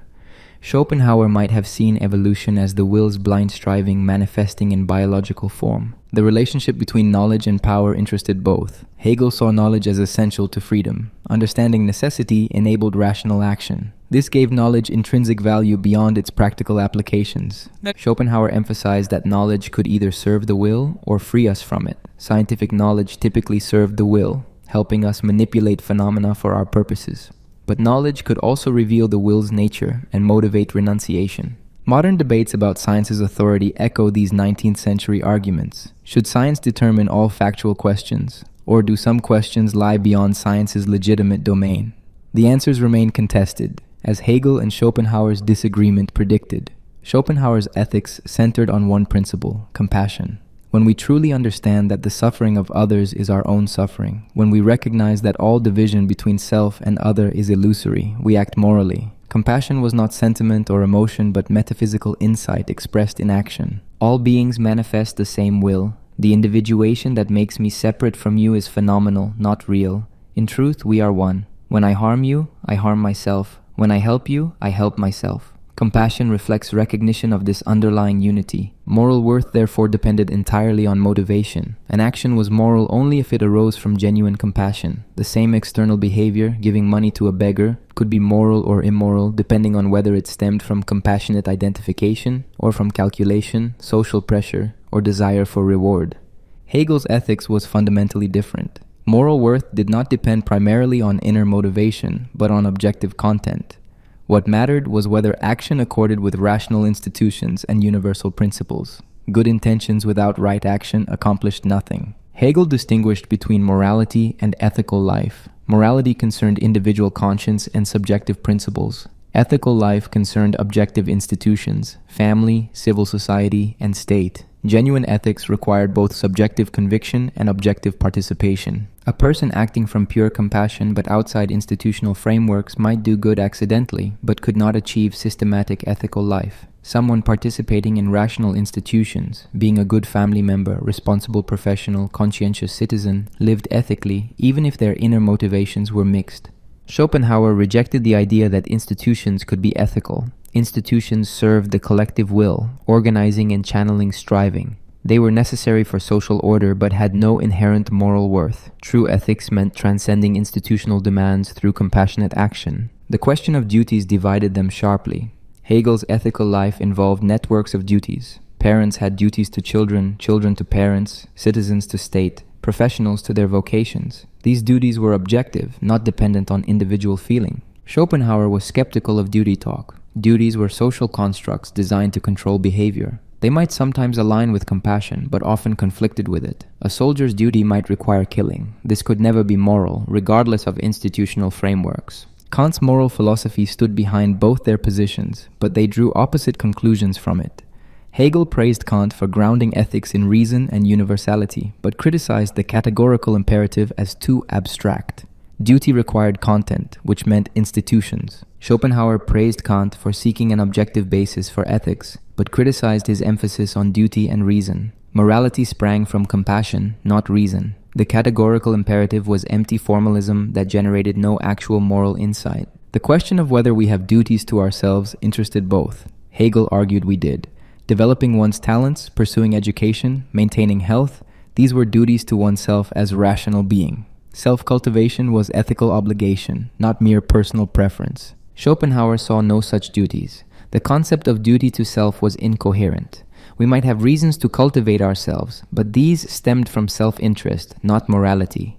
Moral concern extended only to others' suffering. Animal ethics provided a test case. Hegel rarely discussed animals' moral status. His system seemed to grant them no significant standing. Animals lacked self-consciousness and could not participate in ethical life. They existed as moments in nature's development but had no independent moral claims. Schopenhauer devoted considerable attention to animal suffering. Animals felt pain exactly as humans did. They were manifestations of the same will. Compassion extended to all suffering beings, not just humans. Causing unnecessary animal suffering was morally wrong. This made Schopenhauer unusual for his time. He criticized European philosophy for ignoring animal welfare while praising Indian and Buddhist traditions that included animals in moral concern. Christianity's anthropocentrism was moral blindness stemming from metaphysical error.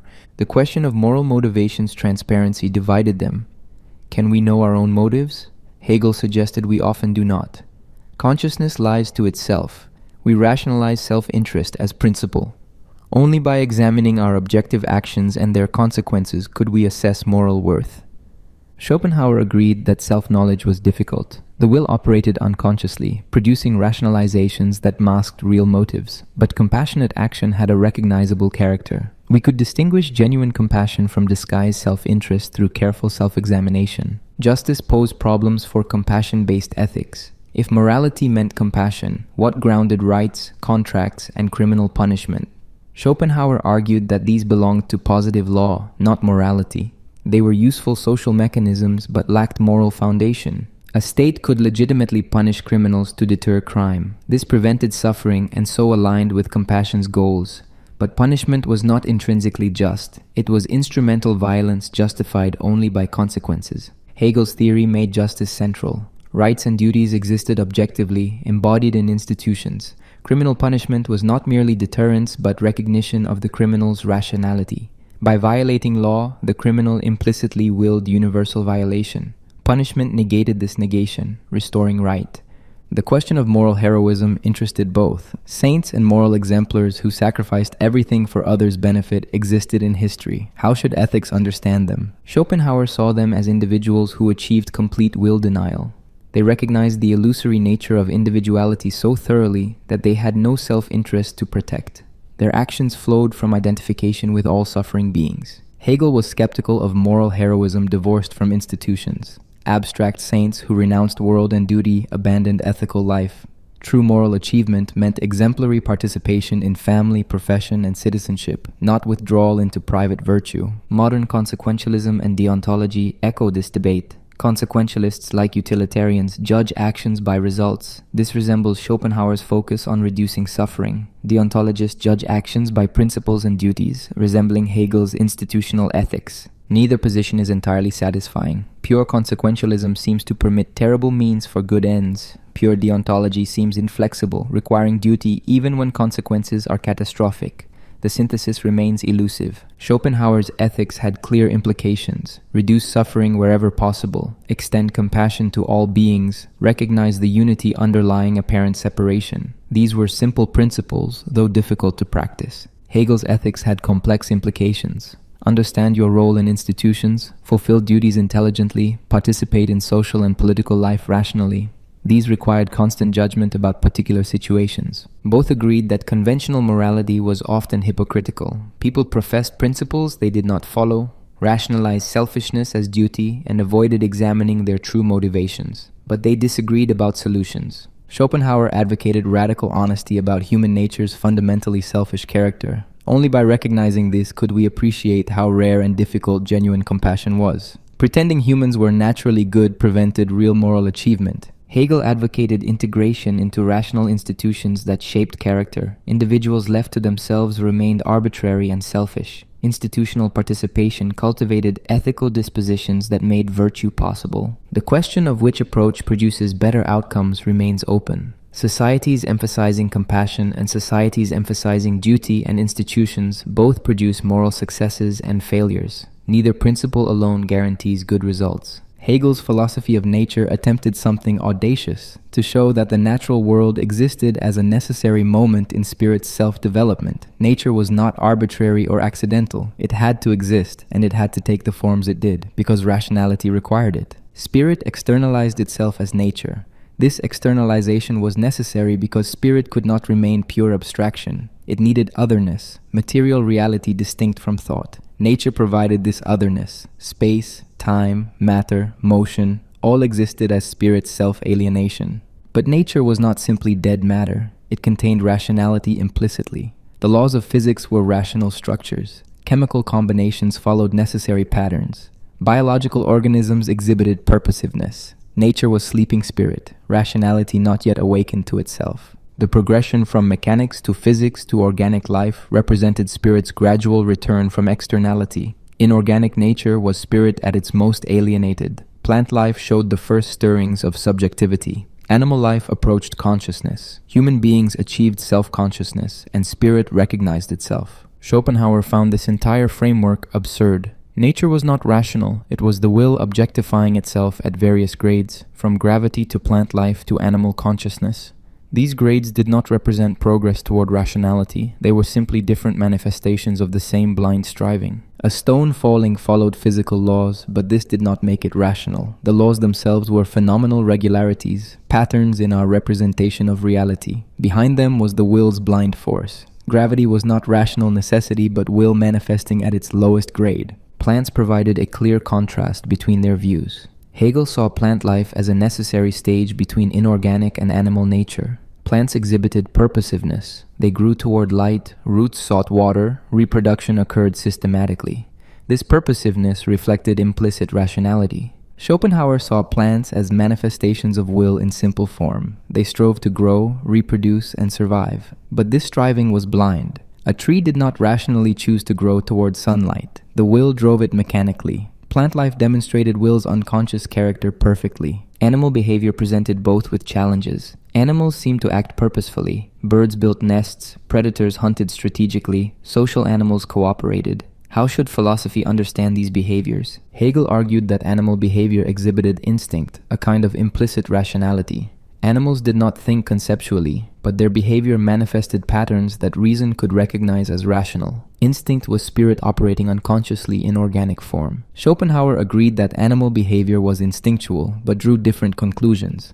Instinct proved that will operated without reason or consciousness. Animals acted in complex ways without understanding what they did or why. This demonstrated that consciousness was not necessary for sophisticated behavior. The question of natural beauty divided them. Landscapes, sunsets, flowers, animal forms, these struck humans as beautiful. Why? Hegel suggested that we recognized rationality in sensuous form. Nature's beauty reflected its implicit rational structure. We found it beautiful because spirit recognized itself obscurely in natural forms.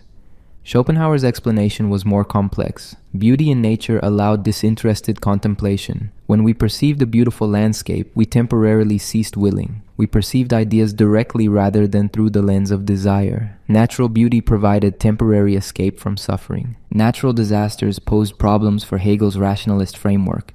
Earthquakes, floods, hurricanes destroyed human works and killed thousands. How was this rational? Hegel's answer was unsatisfying. Nature remained partially external to spirit. Its rationality was incomplete. Natural forces operated without regard for human purposes. Schopenhauer had no trouble explaining natural disasters. Nature was will, blind and destructive. It created and destroyed without purpose. An earthquake killing thousands simply demonstrated the will's indifference to individual suffering. There was no puzzle here, just reality's terrible character. The relationship between humanity and nature concerned both deeply. For Hegel, humans were nature's truth. Human consciousness was what nature had been striving toward all along. We represented nature become conscious of itself. This gave humans unique status and responsibility. Schopenhauer saw humans as simply the highest grade of the will's objectification. We had more developed consciousness than animals, but we were not fundamentally different. We too were driven by blind will. Our apparent rationality mostly served will's purposes. Environmental ethics, though neither used that term, followed from their metaphysics. Hegel's view suggested that nature existed for spirit's development, which meant ultimately for humanity. Transforming nature through labor and technology was legitimate, even necessary. Civilization required dominating natural forces. Schopenhauer's view suggested more humility. We were not nature's masters, but fellow manifestations of will. Destroying nature unnecessarily increased suffering. Since compassion extended to all suffering beings, we should minimize our impact on natural systems. The question of whether nature had intrinsic value or only instrumental value divided them. Hegel's framework made nature valuable primarily as a stage in spirit's development. A forest had value because it could become farmland, timber, or parkland. Natural beauty had value because it allowed aesthetic experience. Schopenhauer's framework granted nature intrinsic value in one sense. All manifestations of will existed in their own right, not merely as means to human ends. But since existence itself was suffering, this value was ambiguous. Nature had standing, but its existence was fundamentally tragic. Modern ecology reveals patterns both philosophers would have found significant. Ecosystems exhibit complex interdependencies. Species affect each other through competition and cooperation. These patterns could be read as either rational order or blind mechanism. Hegel might see ecosystem balance as rationality manifesting in nature. The way organisms fit together in functional wholes suggests purposiveness. Evolution itself, had he known of it, might represent spirit's progressive self-development in natural form. Schopenhauer might see ecosystems as the will at war with itself. Predator-prey relationships perfectly illustrated his metaphysics. Each organism's survival required others' death. The balance was temporary, achieved through endless violence. Nature, red in tooth and claw, confirmed his pessimism. The question of natural laws interested both. Were these laws discovered or invented? Did they exist independently of human minds, or were they frameworks we imposed on experience? Hegel argued that natural laws were rational structures that existed objectively. We discovered them through observation and experiment, but understanding them required recognizing their rational necessity, which philosophy provided. Schopenhauer followed Kant in treating natural laws as phenomenal. Causation, space, and time were forms of representation. Laws described regularities in how representations connected. They told us nothing about things in themselves. The problem of natural evil, suffering built into natural systems, challenged both. Predation, disease, parasitism, starvation existed long before humans appeared. If nature was rational, why did it involve so much suffering? If God created nature, why make it so cruel? Hegel's answer involved dialectical necessity. Nature's conflicts and contradictions were necessary moments in spirit's development. Suffering in nature was real but served larger purposes. The synthesis transcending nature would vindicate these temporary evils. Schopenhauer saw natural suffering as confirmation of his metaphysics. Nature was the will creating endless life only to destroy it. Animal suffering was particularly telling because animals could not rationalize or accept their pain. They simply suffered, proving suffering was existence's fundamental character. Modern physics complicated both frameworks. The uncertainty principle showed that certain properties could not be simultaneously measured precisely. This suggested reality at quantum level was indeterminate, not lawfully structured in classical sense. Hegel's rationalism seemed incompatible with genuine randomness. If reality was rational, it should be determinate. Quantum indeterminacy suggested nature was fundamentally probabilistic, not deterministic. Schopenhauer's philosophy handled quantum mechanics somewhat better. If the will was not governed by reason, its manifestations need not be strictly determinate. Randomness at quantum level could reflect the will's fundamental irrationality. The question of whether nature exists independently of consciousness remains contested. Hegel's idealism suggested that nature was spirit's self-externalization, implying dependence on consciousness at some level. Schopenhauer's distinction between representation and will suggested that representation required consciousness, but the will existed independently. Both views face problems. If nature depends on consciousness, what existed before conscious beings evolved? If nature exists completely independently, how can consciousness ever know it? The relationship between scientific and philosophical understanding of nature continues to generate debate. Should philosophy defer to science on natural questions? Or does philosophy access truths about nature that science cannot reach? Hegel's attempt to deduce natural structures from philosophical principles failed. Science progressed by ignoring Hegelian philosophy of nature, but questions about nature's rationality, purposiveness, and relationship to consciousness remain philosophical. Schopenhauer's dualism preserved philosophy's territory by making the will inaccessible to science. But this raised questions about how we could know anything about the will if science could not investigate it. Neither philosopher anticipated how radically science would transform human relationship with nature.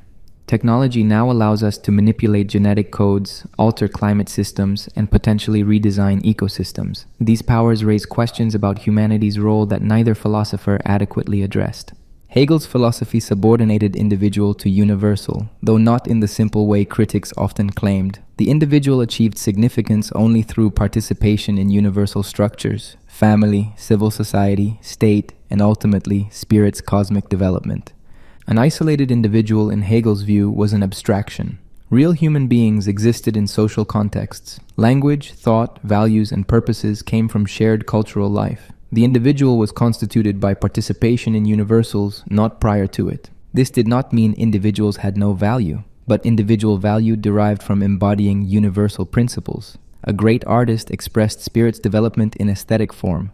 A statesman realized political rationality in concrete action. A philosopher articulated universal truths. Individual achievement meant serving as a vehicle for something larger. Schopenhauer inverted this relationship completely. The universal, the will, was blind striving without value or purpose. Only individuals could suffer and experience. Since reducing suffering was the only ethical goal, individuals mattered more than abstractions. Schopenhauer's ethics centered on individual consciousness. Each being experienced pleasure and pain directly. These experiences were real and immediate. Abstract universals like the state or spirit were conceptual constructions without direct reality. When an individual suffered, that suffering was absolutely real. It could not be justified by reference to historical progress or spirit's development. Individuals were not means to collective ends. They were the only locus of value because they were the only locus of experience. The question of individual uniqueness divided them. Hegel suggested that individuals were unique, but their uniqueness mattered only insofar as it contributed to universal development.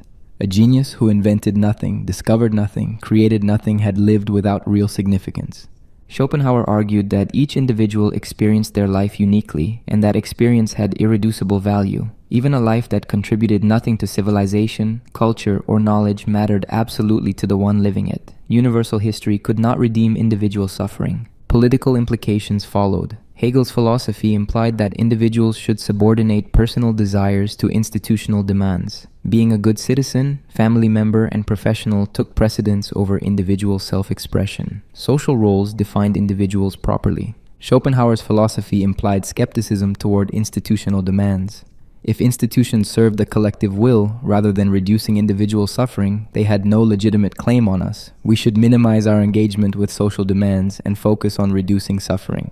The question of sacrifice presented a sharp test. Should individuals sacrifice for collective good? Hegel answered yes when the collective good represented rational historical development. Individual soldiers dying for national independence served spirit's progress. Their deaths had meaning within larger narratives. Schopenhauer saw no justification for sacrifice. Asking individuals to die for abstractions like nation or progress was demanding real suffering for imaginary benefits. The dead soldier experienced only death. Claims about his sacrifice serving higher purposes were consoling lies. Historical memory concerned both differently. Hegel thought individuals achieved immortality through contributions that persisted in culture. Shakespeare lived on through his plays. Napoleon lived on through institutional transformations he forced. Great individuals transcended biological death through cultural influence. Schopenhauer denied this constituted real immortality. Shakespeare the person, the experiencing consciousness, died in 1616. His works persisted, but he did not. Cultural memory preserved effects, not the individual who produced them. The person was utterly gone. The question of whether individuals have essential natures divided them. Hegel's view was developmental. Individuals became who they were through historical and social processes. Human nature changed as historical conditions changed. There was no fixed essence. Schopenhauer believed each individual had a fixed character determined at birth. This character could not change fundamentally. External circumstances and knowledge might modify behavior, but the underlying character remained constant. People could not transform who they essentially were. This had implications for personal transformation. Hegel's view suggested that genuine change was possible through engagement with rational institutions and self-conscious development. People could become different by understanding themselves and their world better. Schopenhauer's view was pessimistic. Character was destiny. A selfish person would remain selfish. A compassionate person would remain compassionate. Education might refine behavior but could not alter fundamental disposition. Real transformation was impossible. Modern psychology sides partly with each. Personality traits show considerable stability across lifespans, supporting Schopenhauer. But people also change through experience and deliberate effort, supporting Hegel. Both factors, stable dispositions and developmental change, shape human lives. The question of individual rights challenged both frameworks. Hegel grounded rights in institutions. Individuals had rights because rational states recognized them. Rights were products of historical development, not inherent to individuals as such. Schopenhauer was skeptical of rights talk, but for different reasons. Rights were social constructs backed by force. They had utility, but no metaphysical foundation. Calling them natural or inalienable was metaphysical confusion. Both rejected the liberal notion of pre-social individuals contracting to form society. Hegel argued this was historically false and conceptually confused. Individuals were always already social. Schopenhauer agreed individuals were always manifestations of will, but saw no contractual basis for political obligation. The tension between individual and collective good remains unresolved in modern politics. Hegel's emphasis on institutional participation influences communitarian thought. Schopenhauer's focus on individual suffering influences libertarian and anarchist traditions. Neither position fully satisfies. Pure individualism ignores how thoroughly social contexts shape us. Pure collectivism risks sacrificing real people to abstract principles. The balance remains contested. The question of individual meaning in an indifferent universe concerned both.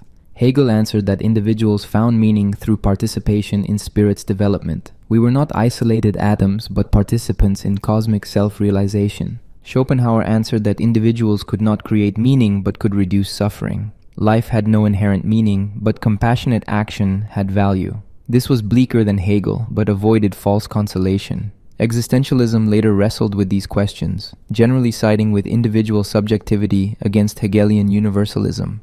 Sartre, Camus, and others emphasized individual choice and responsibility, but they struggled to ground values without universal principles.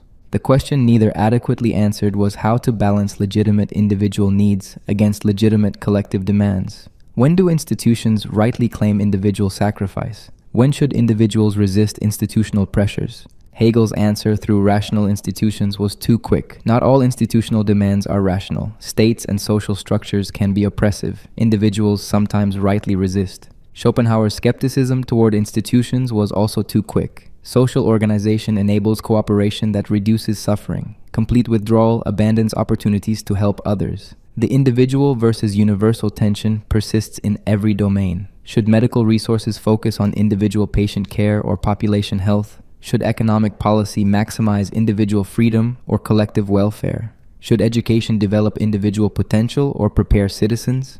These questions have no simple answers, but Hegel and Schopenhauer established the terms of debate. Their opposing emphases, universal development versus individual experience, frame contemporary discussions.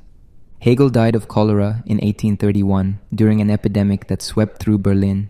He was 61 years old. The disease killed quickly. He He fell ill on November 14th and died on November 16th. His last words reportedly were, "Only one man ever understood me, and he didn't understand me." The Hegelian school dominated German philosophy for 2 decades after his death. His students divided into right Hegelians and left Hegelians. The right emphasized Hegel's compatibility with Christianity and defended the Prussian state. The left emphasized his revolutionary potential and developed radical political and religious critique. Ludwig Feuerbach, a left Hegelian, inverted Hegel's system. Spirit did not create humanity. Humanity created the idea of spirit. God was a projection of human nature. Philosophy should study real material existence, not abstract spirit. Karl Marx took this further. He found Hegel's dialectic valuable but standing on its head. History moved through material contradictions, not spiritual ones. Class struggle, not spirit self-development, drove historical change. Marx preserved Hegel's historical method while rejecting his idealism. Schopenhauer lived 29 more years, dying in 1860 at age 72. He finally achieved fame in his last decade. The revolutions of 1848 disillusioned many with Hegelian optimism about rational progress. Schopenhauer's pessimism suddenly seemed prescient. His influence spread through Richard Wagner, who read Schopenhauer in 1854 and was profoundly affected. Wagner's later operas, especially Tristan und Isolde, expressed Schopenhauerian themes: the world as will and representation, love as biological trap, redemption through renunciation. Friedrich Nietzsche discovered Schopenhauer as a young man and initially embraced his philosophy completely. Later, Nietzsche rejected Schopenhauer's pessimism and will denial, but the influence remained. Nietzsche's will to power was partly a reworking of Schopenhauer's will to life. The question of which philosopher better anticipated the 20th century has no simple answer. The century's horrific violence, 2 world wars, Holocaust, Stalin's purges, Mao's Cultural Revolution, seemed to vindicate Schopenhauer's pessimism. History was not rational progress, but endless suffering. Yet the century also saw tremendous advances in science, medicine, human rights, and material prosperity. Global poverty declined dramatically. Democratic institutions spread. These developments seem to support Hegelian optimism about progress. Marxist movements explicitly drew on Hegel while rejecting his idealism. Lenin, Stalin, Mao all claimed to apply dialectical method to political struggle. This connection made Hegel suspect in the West during the Cold War. Karl Popper accused Hegel of totalitarian tendencies. Defenders argued that Hegel's philosophy had been distorted. Marx preserved dialectical method but abandoned crucial elements. Totalitarian states claiming Hegelian heritage misunderstood his concept of freedom. Hegel wanted rational institutions, not totalitarian control. Schopenhauer's influence on literature was profound. Thomas Mann, Leo Tolstoy, Joseph Conrad, Thomas Hardy, Marcel Proust, Samuel Beckett all showed Schopenhauerian influence. His pessimism suited modernist sensibilities about civilization's fragility and existence's absurdity. Freud acknowledged Schopenhauer's anticipation of psychoanalytic insights. The unconscious will-driving conscious behavior resembled Freud's ID. The conflict between reason and irrational drives paralleled psychoanalytic theory. Freud claimed he avoided reading Schopenhauer to preserve originality. Existentialism drew on both philosophers, but mostly opposed them. Sartre rejected Hegel's absolute knowledge and historical determinism while preserving dialectical thinking. He rejected Schopenhauer's determinism and metaphysical pessimism while accepting the absurdity of existence. The Frankfurt School attempted to rescue Hegel from totalitarian associations. Theodor Adorno, Max Horkheimer, and Herbert Marcuse developed critical theory that combined Hegelian dialectics with Marxist social analysis. They emphasized Hegel's critical edge against existing institutions. Analytic philosophy, dominant in Britain and America, rejected both Hegel and Schopenhauer. Their metaphysical speculation seemed empty. Philosophy should focus on logical analysis and language, not cosmic systems. Both German thinkers represented what analytic philosophy opposed, but continental philosophy continued engaging both. Heidegger's phenomenology wrestled with Hegel's account of consciousness and time. Derrida deconstructed Hegelian dialectic while acknowledging its power. Deleuze drew on Schopenhauer while rejecting his pessimism. The environmental movement found resources in both. Deep ecology, emphasizing nature's intrinsic value and humanity's place within ecosystems, echoed Schopenhauerian themes. Advocates of environmental stewardship and rational resource management drew on Hegelian ideas about human relationship with nature. Buddhist philosophy's increasing Western influence vindicated Schopenhauer's early engagement. Though scholars showed he misunderstood Buddhism in important ways, he correctly identified affinities between Buddhist thought and Western metaphysical questions. Cross-cultural philosophy became respectable partly through his example. Feminism confronted both philosophers' misogyny, while sometimes appropriating their ideas. Hegel's master-slave dialectic analyzed domination and recognition in ways feminists found useful. Schopenhauer's ethics of compassion, extended beyond his limited application, supported care ethics. The question of historical progress remains contested. Francis Fukuyama's end of history thesis, proclaiming liberal democracy's final triumph, was explicitly Hegelian. Critics pointed to persistent conflicts, inequalities, and crises as evidence against progressive narratives. Schopenhauer's pessimism appeals to those emphasizing climate change, nuclear weapons, antibiotic resistance, and other existential risks. These threats suggest humanity might be trapped in destructive patterns, unable to escape through reason or progress. The tension between Hegelian engagement and Schopenhauerian withdrawal persists in contemporary life. Should we participate in politics despite its corruption? Should we build careers in systems we consider unjust? Should we raise children in a world facing catastrophe? Hegel's answer would be that withdrawal accomplishes nothing. Only through institutional participation can we influence development. Cynicism about politics becomes self-fulfilling prophecy. Rational engagement, however difficult, remains necessary. Schopenhauer's answer would be that most political and professional activity serves the will's blind striving. Real value comes from reducing suffering directly through compassionate action, not from participation in systems that perpetuate suffering. Neither answer fully satisfies contemporary conditions. Wholesale rejection of institutions abandons power to the worst actors. Uncritical institutional participation enables injustice. We need both critical engagement and willingness to resist. The question of whether history has a direction remains central. Climate science suggests we face potential catastrophe without coordinated action. This could support Hegelian optimism, we must solve this collectively, or Schopenhauerian pessimism, we probably won't. Technology presents both possibilities. Artificial intelligence might represent spirit's next stage of self-development, or it might be the will creating new forms of suffering. Genetic engineering might perfect humanity or unleash unforeseen horrors. The technologies are ambiguous. Both philosophers failed to anticipate how completely science and technology would transform existence. They worked before evolution, relativity, quantum mechanics, computers, nuclear weapons, genetic engineering. Their frameworks struggle with these developments. Yet the fundamental questions they asked remain vital. Is reality rational or irrational? Does history progress or cycle? Should we engage with the world or withdraw? Is suffering justified or meaningless? These questions admit no final answers. The debate between Hegelian optimism and Schopenhauerian pessimism continues in every generation. Some see evidence of progress, others see endless suffering. Some find meaning in collective development, others in individual compassion. The conversation Hegel and Schopenhauer began has not ended. The 20th century began with optimism. Technology advanced rapidly. Democratic institutions spread. Education expanded. Science promised solutions to ancient problems. International cooperation seemed possible. The future looked bright. Then came 1914. The First World War slaughtered millions in trenches for marginal territorial gains.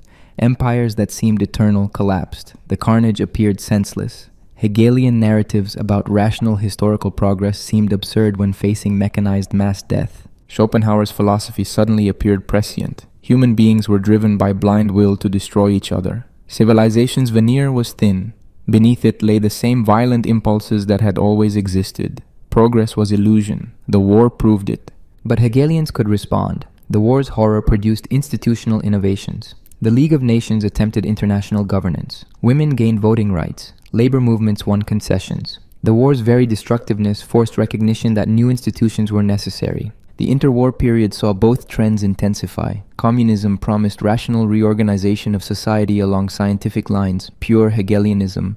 Fascism embraced irrational violence and glorified struggle, distorted Schopenhauerism. Both ideologies led to catastrophe. Stalin's Soviet Union claimed to embody historical materialism, applying Hegelian dialectics to construct socialism.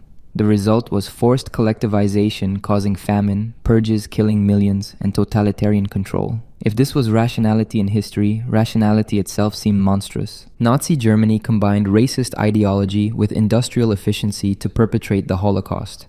6 million Jews murdered systematically, millions more killed in camps. This seemed to prove Schopenhauer right. Existence was suffering. Humans were fundamentally cruel. Civilization masked savagery. Yet even this darkness had Hegelian responses. The Holocaust provoked unprecedented international human rights frameworks, the United Nations, Universal Declaration of Human Rights, Geneva Conventions. These emerged from recognizing what humanity could become without institutions protecting dignity. The Second World War killed perhaps 70 million people, cities incinerated from the air, atomic weapons unveiled. The scale of destruction exceeded previous imagination. How could this serve any rational purpose? Schopenhauer would have seen confirmation, the will creating life only to destroy it on unprecedented scale. Technology simply made the will's blindness more efficient. Nuclear weapons were the will's ultimate expression, capacity for total annihilation. But the post-war period brought institutions preventing major power conflict. NATO, the UN Security Council, economic integration in Europe, these imperfectly but genuinely reduced the probability of great power war. No similar conflict has occurred in 80 years. Perhaps institutions could learn. Decolonization presented both philosophies with evidence. The collapse of European empires could be read as historical progress toward universal freedom, Hegelian, or as simply replacing one form of domination with another, Schopenhauerian. New nations often faced corruption, conflict, and authoritarian rule. The civil rights movement in America seemed Hegelian, oppressed groups struggling for recognition, achieving institutional change, expanding freedom. But the persistence of racial inequality decades later seemed Schopenhauerian, superficial changes masking enduring oppression. The Cold War posed the question starkly: would humanity destroy itself in nuclear war, or would rational institutions prevent catastrophe? The doctrine of mutual assured destruction assumed irrational actors, but the fact that nuclear war never occurred suggested rationality operated somehow. China's Cultural Revolution between 1966 to 1976 killed millions and destroyed cultural heritage in the name of revolutionary purity. This Hegelian-influenced movement produced anti-Hegelian results, not progress but regression, not rationality but chaos, not freedom but terror.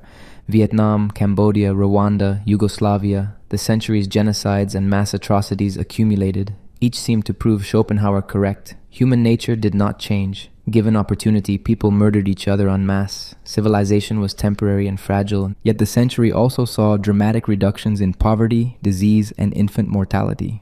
Life expectancy increased globally. Literacy spread. More people lived in democracies. Material conditions improved for billions. This suggested progress was real, even if uneven. The Green Revolution prevented predicted famines. Medical advances eliminated smallpox and contained other diseases. These achievements resulted from applied rationality, science and institutions working together, pure Hegelian optimism about progress through knowledge. But the same period saw environmental destruction accelerate. Species extinctions, deforestation, pollution, climate change. Industrial civilization damaged ecosystems catastrophically. Progress in one dimension meant regression in another. The dialectic contained no guarantee of improvement. The moon landing in 1969 symbolized human rational achievement. Centuries of physics, engineering, and mathematics culminated in leaving Earth. This demonstrated capacity for collective action toward ambitious goals, spirit reaching beyond its planetary limits. Yet that same technological capacity created nuclear arsenals threatening extinction. The will's blind striving now possessed tools for total annihilation. Every advance in knowledge brought advance in destructive capability. Technology was ambiguous. The fall of the Berlin Wall in 1989 seemed to vindicate Hegel. Liberal democracy had proven superior to totalitarian alternatives. Francis Fukuyama declared the end of history. Liberal democratic capitalism represented final political form. Spirit had achieved its goal. This optimism proved premature. The 21st century brought renewed authoritarianism, democratic backsliding, and new forms of conflict. The 1990s hope that history had ended now seems naive. Schopenhauer's cycles appeared more accurate than Hegelian linear progress. The question of technology's role divided Hegelian and Schopenhauerian readings. Was technology spirit's tool for increasing freedom and knowledge, or was it the will's means for more efficient domination and destruction? The internet and computers could be read either way. They democratized information and enabled global communication, Hegelian progress. They enabled surveillance, manipulation, and new forms of control, Schopenhauerian domination. The technology itself was neutral. Its use determined meaning. Medical advances presented similar ambiguities. Antibiotics saved millions from death, but their overuse created antibiotic-resistant bacteria, threatening future generations. Extending lifespan increased total suffering if quality of life did not improve. Progress created new problems. The century's art and literature largely sided with Schopenhauer. Modernism and postmodernism emphasized absurdity, alienation, and meaninglessness. Few major works celebrated progress or historical rationality. The artistic consensus was pessimistic, but popular culture told different stories. Science fiction often portrayed futures where humanity solved problems and explored space. Superhero narratives celebrated individuals fighting for justice. Mass entertainment retained optimistic elements that high culture abandoned. The question of whether individuals mattered more than collectives ran through the centuries' conflicts. Totalitarian ideologies sacrificed individuals to collective goals. Liberal democracies emphasized individual rights. The tension Hegel and Schopenhauer identified remained central. The century ended with contradictory evidence about human nature and historical direction. Genocides proved human capacity for evil. Human rights movements proved capacity for moral progress. Economic development improved billions of lives. Environmental destruction threatened future generations. Neither philosopher would be surprised by this ambiguity. Hegel expected contradictions and their resolutions to continue. Schopenhauer expected endless cycles of suffering, punctuated by moments of insight and compassion. Both anticipated complexity. The question of which philosophy better explained the 20th century has no clear answer. The century contained too much evidence supporting both. Perhaps this itself was the answer. Reality contains both rational development and blind suffering, both progress and cycles, both meaning and absurdity. 2 centuries after their non-encounter, Hegel and Schopenhauer remain reference points for fundamental philosophical choices. Their opposing positions define a spectrum along which every thinker must locate themselves. The contemporary world presents evidence for both. Global poverty has declined dramatically since 1990. Infant mortality has fallen. Access to education has expanded. By many measures, human welfare has improved. This supports Hegelian optimism about historical progress. But climate change threatens civilization, biodiversity collapses, authoritarianism resurges, wars continue, nuclear weapons proliferate, pandemics reveal systemic vulnerabilities. This supports Schopenhauerian pessimism about human nature and historical cycles. The question of meaning remains as contested as when they wrote. Does existence have inherent purpose, or is purpose something we create or project? Is suffering justified by larger patterns, or is it simply tragic? Are we participants in rational development or manifestations of blind striving? Modern neuroscience complicates both positions. We now know that consciousness emerges from neural processes. This seems to support materialism against both Hegelian spirit and Schopenhauerian will. Yet the hard problem of consciousness, why physical processes produce subjective experience, remains unsolved.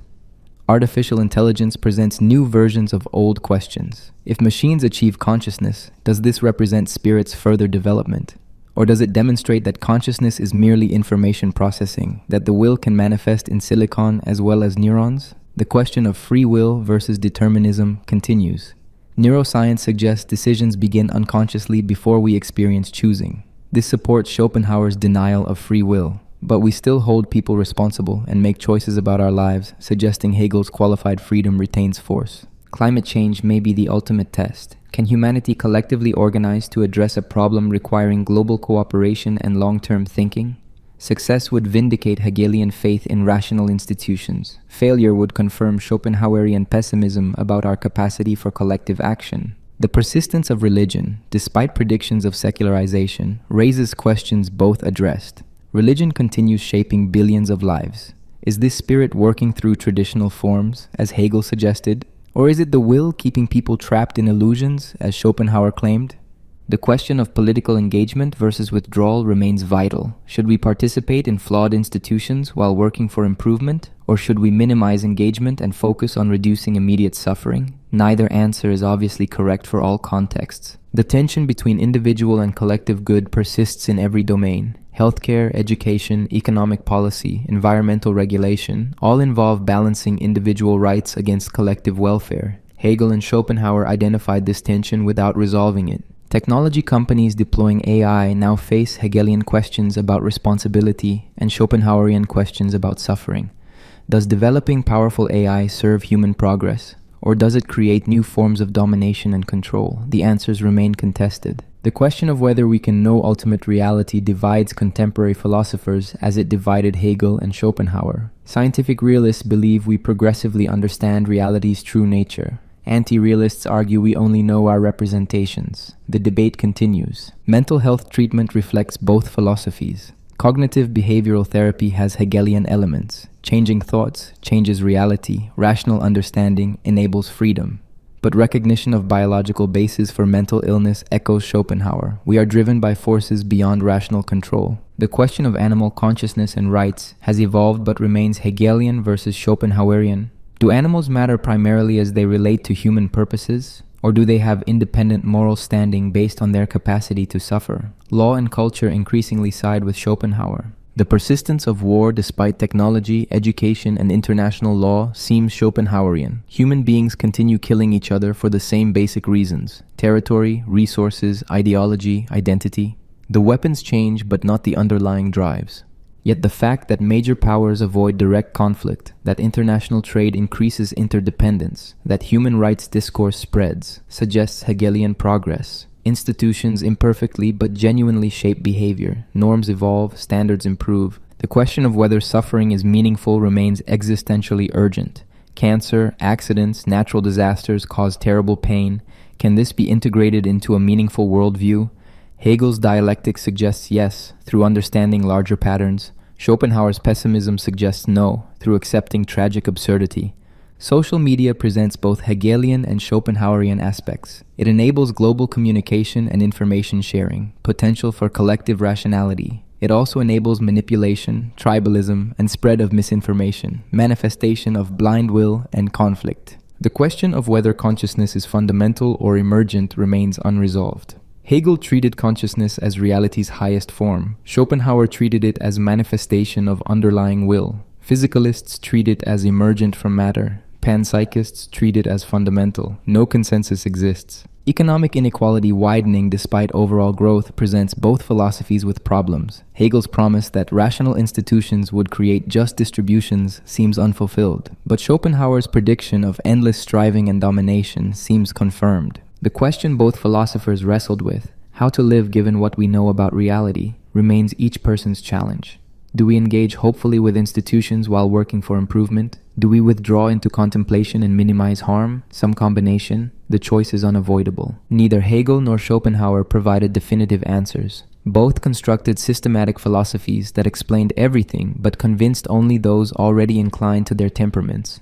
Optimists found Hegel satisfying. Pessimists found Schopenhauer true. Perhaps this is the final lesson. Fundamental philosophical positions reflect temperament as much as argument. Evidence can support multiple interpretations. Reason alone cannot resolve ultimate questions about reality's nature and existence's meaning. Yet the questions matter. How we answer them shapes how we live. If we believe history progresses rationally, we engage politically and work for institutional reform. If we believe existence is fundamentally suffering, we cultivate compassion and minimize harm. The debate between Hegel and Schopenhauer continues because it reflects a real tension in human experience. We observe both progress and cycles, both rationality and irrationality, both meaning and absurdity. Neither philosopher captured the whole truth because the whole truth contains contradictions. Their opposing visions remain productive because they articulate live options. We can see the world through Hegelian or Schopenhauerian lenses, and each reveals something the other misses. The choice between them is not empirical but existential.